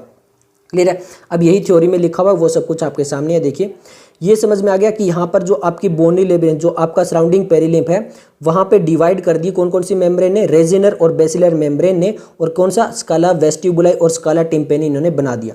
और जो स्पेस है विद इन द कोक्लिया, जो उनके कोक्लिया के बीच में जो स्पेस रह गया उसको स्काला मीडिया बोल गया, और वहाँ पर एंडोलिम्फ है। यही मैंने आपको बताया था कि यहाँ पर ये वाला जो इसके बीच में पोर्शन है इसको एंडोलिम्फ बोला गया, और यहाँ पर ये स्काला मीडिया ही है। क्लियर है, okay. At the base of the cochlea the स्काला vestibuli, ये वाली स्काला vestibuli, and at the oval window. Clear हो गया, ओवल विंडो। और अब आपको समझ में आ गया वहां पे क्या है, आपकी अटैच स्टेपस अटैच है। While the scala tympani terminate the round window, ये चीज क्लियर हो गई। ये जो आपके नीचे वाली रीजन है, जो आपकी स्काला टिम्पेनी है, ये स्काला टिम्पेनी कहाँ पे कनेक्ट है, राउंड विंडो पे, which open to the middle ear. और ये कहाँ पे ओपन हो रही है, मिडल ईयर में, इसीलिए मैंने इसको इस टाइप से बताया था, दोनों मिडल ईयर में, ये स्टेपस है और ये मिडल ईयर में ओपन हो रही है, तो बात तो वही हो गई। और ये आपका क्या हो गया, स्केला मीडिया हो गया, यहाँ पे एंडोलिम्फ हो गया, यहाँ पे पेरीलिम्फ हो गया। क्लियर हो गया, ओके। अब ऑर्गन ऑफ कोटाई की बात करते हैं, मैंने आपको बता दिया था, ये रहा आपका डायग्राम में, बेसिलर मेम्ब्रेन, इसके ऊपर है कोटाई मेम्ब्रेन, और इसके ऊपर है सेल्स है, हेयर सेल्स है, उनको कवर क्लियर किया है किसने, टेक्टोरियल मेम्ब्रेन ने। यहाँ पे आते हैं, द ऑर्गन ऑफ कोटाई जो स्ट्रक्चर है located on the basilar membrane, यहाँ पे क्या होते हैं, हेयर सेल्स होते हैं, और ये किसकी तरह काम करते हैं, ऑडिटरी रिसेप्टर की तरह काम करते हैं। नीट 2020 में क्वेश्चन आ चुका है, ध्यान से याद रखें। डायग्राम AIPMT 2008 में आ चुका है, ये भी याद रखें। उससे पहले वाला जो कोक्लिया वाला पोर्शन था वहां से भी 2020 में क्वेश्चन आ चुका है, ये भी याद रखें। ओके, अब आगे बात करते हैं। ये जो हेयर सेल्स होते हैं आर प्रेजेंट इन रोज, एक कॉलम में इस टाइप से एक रोज में होते हैं। On the internal side of the organ of Corti, तो ऑर्गन ऑफ कोटाई के अंदर में होंगे। The basal end of the hair cell is in close contact with the afferent nerve fibre. अब बेसल क्या बोलते हैं, जैसे यहाँ पे मैं बता देता हूँ आपको, ये आपका ऑर्गन ऑफ कटाई है, यहाँ पे हेयर सेल्स होंगे। तो ये देखिए यहाँ पर ये न्यूरॉन बना हुआ है येलो कलर में, तो यहाँ पर ये इसका कौन सा हो गया, बेस हो गया। ये बेस है ना, बेस, यहाँ पे एफेरेंट है। अब एफेरेंट मैं बता चुका हूँ सीएनएस के अंदर सिग्नल सीएनएस तक लेके जाएगा वो, इसीलिए तो यहाँ पे यही इन्होंने बताया है। क्लियर है। तो यहाँ पे ये बोला है कि close contact with the efferent nerve fibre, a large number of process called the stereocilia are projected from the apical part. अब ये हेयर सेल है, इसके एपिकल पार्ट से ऐसे बहुत सारे ऐसे छोटे छोटे रीजन निकलते हैं, उन्हीं को बोला जाता है क्या, स्टीरियोसीलिया टाइप, क्योंकि सीलिया टाइप निकलते हैं of the apical part of the hair. अब इसी के ऊपर एक सेल होती है, देखिए above the rows of the hair cell is a thin elastic membrane, इसको बोलते हैं टेक्टोरियल मेम्ब्रेन। तो ये ऑर्गन ऑफ कोटाई है, यहाँ पर हमारे पास हेयर सेल है, इनके ऊपर ऐसे सीलिया निकल रहे हैं, इसके ऊपर एक मेम्ब्रेन है जिसको टेक्टोरियल मेम्ब्रेन बोला है, और यहाँ पे एफरेंट नर्व फाइबर वो आगे सिग्नल लेके जाता है, ये हियरिंग में मदद करता है। अब हम नेक्स्ट पोर्शन पे आते हैं, जो एक कॉम्प्लेक्स स्ट्रक्चर है जिसको वेस्टिबुलर अपरेचस बोलते हैं, और ये जो स्ट्रक्चर है ये हमारे बैलेंसिंग में मदद करता है। क्लियर है। और ये भी इनर ईयर का पार्ट है। The inner ear also contain a complex system called the vestibular apparatus. अब आपको मैं फिर दिखा देता हूँ, एक बार इस डायग्राम में अच्छे से देख लीजिए। यहाँ पर ये हमारा कोक्लिया हो गया। अब यहाँ पर ये देखिए आपको बोन्स लाइक दिखाई दे रहे हैं, कुछ ऐसे करके और कुछ ऐसे करके, ऐसे बोन्स लाइक दिखाई दे रहे हैं। तो ये जो बना रहा है ना यहाँ पर, ये वाला जो स्ट्रक्चर आपको यहाँ पे बना हुआ दिखाई दे रहा है, ये है वेस्टिबुलर अपरेचस। क्लियर है। यहाँ पर ये जो वेस्टिबुलर अपरेचस यहाँ से यहाँ तक का है, इसको हम थोड़ा सा डिटेल में यहाँ पे देख लेते हैं। क्लियर है। ये चीज़ समझ में आ गई कि यहाँ पे क्या है लिखा हुआ है। देखिए वेस्टिबुलर अपरेचस कोक्लिया के अबाव है, डायग्राम में दिया हुआ है। Vestibular apparatus is composed of three semicircular, वो जो ऐसे कैनाल जा रही थी ना, एक कैनाल ऐसे, फिर एक कैनाल ऐसे, फिर एक कैनाल ऐसे, तो ये 3 सेमी सर्कुलर कैनाल है, और ये right angle to each other होती है। दोनों, ये इसके 90 डिग्री, ये इसके 90 डिग्री, ये इसके 90 डिग्री, तीनों एक दूसरे के 90 डिग्री पे होती है सेमी सर्कुलर कैनाल। और एक और ऑर्गन होता है जिसको बोलते हैं ओठोलिथ। अब ये ओठोलिथ कहाँ पे है, ये ओठोलिथ बता देता हूँ। ये आपको सेमी सर्कुलर कैनाल यहाँ पे दिख गई, और ये जो कोक्लिया है और इसके बीच में ये थोड़ा सा स्पेस है ना, यहाँ पर होती है क्या, आपकी ओटोलिथ। क्लियर है। अब ओटोलिथ में होता क्या, ये चीज समझिए। देखिए ओटोलिथ जो है ना, एक्चुअली में वहाँ पे मैकुला होता है, जो कि आपका सेंसरी पार्ट है सेकुलर और यूट्रिकल्स का। मैं बताता हूँ, जैसे ये हो गई हमारी सेमी सर्कुलर कैनाल, इसके नीचे यहाँ पर होता है इस टाइप से 2 पोर्शन, एक होता है क्या हमारा सेकुल और एक होता है क्या यूट्रिकल, और यहाँ पर ये दोनों पोर्शन के पास में क्या होता है, मैकुला होता है। क्लियर हो गया। ओके। अब यहाँ पे देखिए each semicircular canal light at different angle to each other, the membranous canal are suspended in the perilymph of the bony canal. जो ये मेम्ब्रेनस कैनाल है ये आपकी पेरिलिम्फ के अंदर होते हैं। एंडोलिम्फ तो केवल कोक्लिया वाला था, तो यहाँ पे कौन से होंगे, पेरिलिम्फ हो गए। The base of the canal, जो ये हमारी सेमी सर्कुलर कैनाल है, ये कैसी होती है, स्वोलन होती है। मतलब ये कैनाल ऐसे आके और नीचे से ऐसे स्वोलन होती है। तो ये जो स्वोलन वाला पोर्शन होता है इसको बोलते हैं एम्पुला। इसको क्या बोलते हैं, एम्पुला। और इसी एम्पुला के अंदर देखिए which contain a projection ridge called the crista ampullaris which has hair cell. और ये जो हमारी सेमी सर्कुलर कैनाल आ रही है, यहाँ पर ये एम्पुला बना रही है, यहाँ पर होते हैं हेयर सेल्स। और ये किस में मदद करेंगे, बॉडी के पोस्चर में मदद करेंगे, बैलेंस एंड पोस्चर में मदद करेंगे। क्लियर है। ओके। अब ये सेकुला और यूट्रिकल्स, ये हमारी मेम्ब्रेन वाले पार्ट थे, इसके नीचे यहाँ पर 2 रीजन होते हैं छोटे छोटे, एक को सेकुला बोलते हैं और एक को यूट्रिकल बोलते हैं। यहाँ पे जो आपके प्रोजेक्शन रीज निकलते हैं उसको बोलते हैं मैकुला। यहाँ पर क्या होता है, मैकुला होता है, क्रिस्टा। तो ये जो क्रिस्टा और मैकुला होते हैं मिलकर, ये जो क्रिस्टा और जो मैकुला होते हैं, ये स्पेसिफिक रिसेप्टर होते हैं जिसको बोलते हैं vestibular aperture responsible for the maintenance of balance of the body. 2012 में और 2019 में क्वेश्चन आ चुका है यहाँ से। तो ये जो मैकुला है और ये क्रिस्टा एम्पुला, ये दोनों मिलकर किस में मदद करती है, balance of the body and posture के अंदर। नेक्स्ट हम बात करते हैं मैकेनिज्म ऑफ हियरिंग के बारे में। तो मैकेनिज्म ऑफ हियरिंग क्या है, बहुत ही सिंपल है। एक्सटर्नल ईयर रिसीव करता है साउंड वेव को, किसके थ्रू, आपका पिन्ना के थ्रू। फिर कहाँ पे भेज देता है, ईयर ड्रम में। ईयर ड्रम उसको कहाँ पे भेज देती है, साउंड वेव को ट्रांसमिट कर देती है ear ossicle malleus incus stapes में, वहाँ पे ओवल विंडो में जाता है। क्लियर है, कोक्लिया वाला। Vibration pass to the oval window कहाँ पे आ जाता है, फ्लूइड में, कोक्लिया में। वहाँ पर जनरेट करता है वेव्स लिम्फ के अंदर, और the lymph in the induce a ripple in the basilar membrane, जो बेसिलर मेम्ब्रेन डायग्राम में दिखाया था वहाँ पर आ जाता है सिग्नल। अब यहाँ पर जो बेसिलर मेम्ब्रेन के ऊपर जो हेयर सेल्स थे वो क्या होते हैं, pressing them against the tectorial membrane. ये ऊपर टेक्टोरियल मेम्ब्रेन थी, यहाँ पर ये हेयर सेल्स थे, ये प्रेस होते हैं, ऐसे ऐसे प्रेस होते हैं। जब ये प्रेस होते हैं क्लियर है। तो as a result nerve impulse वहाँ पे जनरेट हो जाती है और वो कहाँ पे चली जाती है, एफरेंट न्यूरॉन में, जो बेसिलर पार्ट था वहाँ पे बताया था। ये से आगे ट्रांसमिट होते हुए एफरेंट फाइबर से ऑडिटरी नर्व में पहुँच जाती है, जहाँ पे ऑडिटरी कॉर्टेक्स जो ब्रेन का है वहाँ पे पहुँच जाती है और उस जो साउंड वेव है उसको रिकॉग्नाइज कर लिया जाता है। तो आई होप आपको समझ में आ चुका था होगा। ये सब कुछ था इस वीडियो के लिए। इसी के साथ ये वीडियो कंप्लीट होती है। मिलती है जल्दी नेक्स्ट वीडियो के साथ।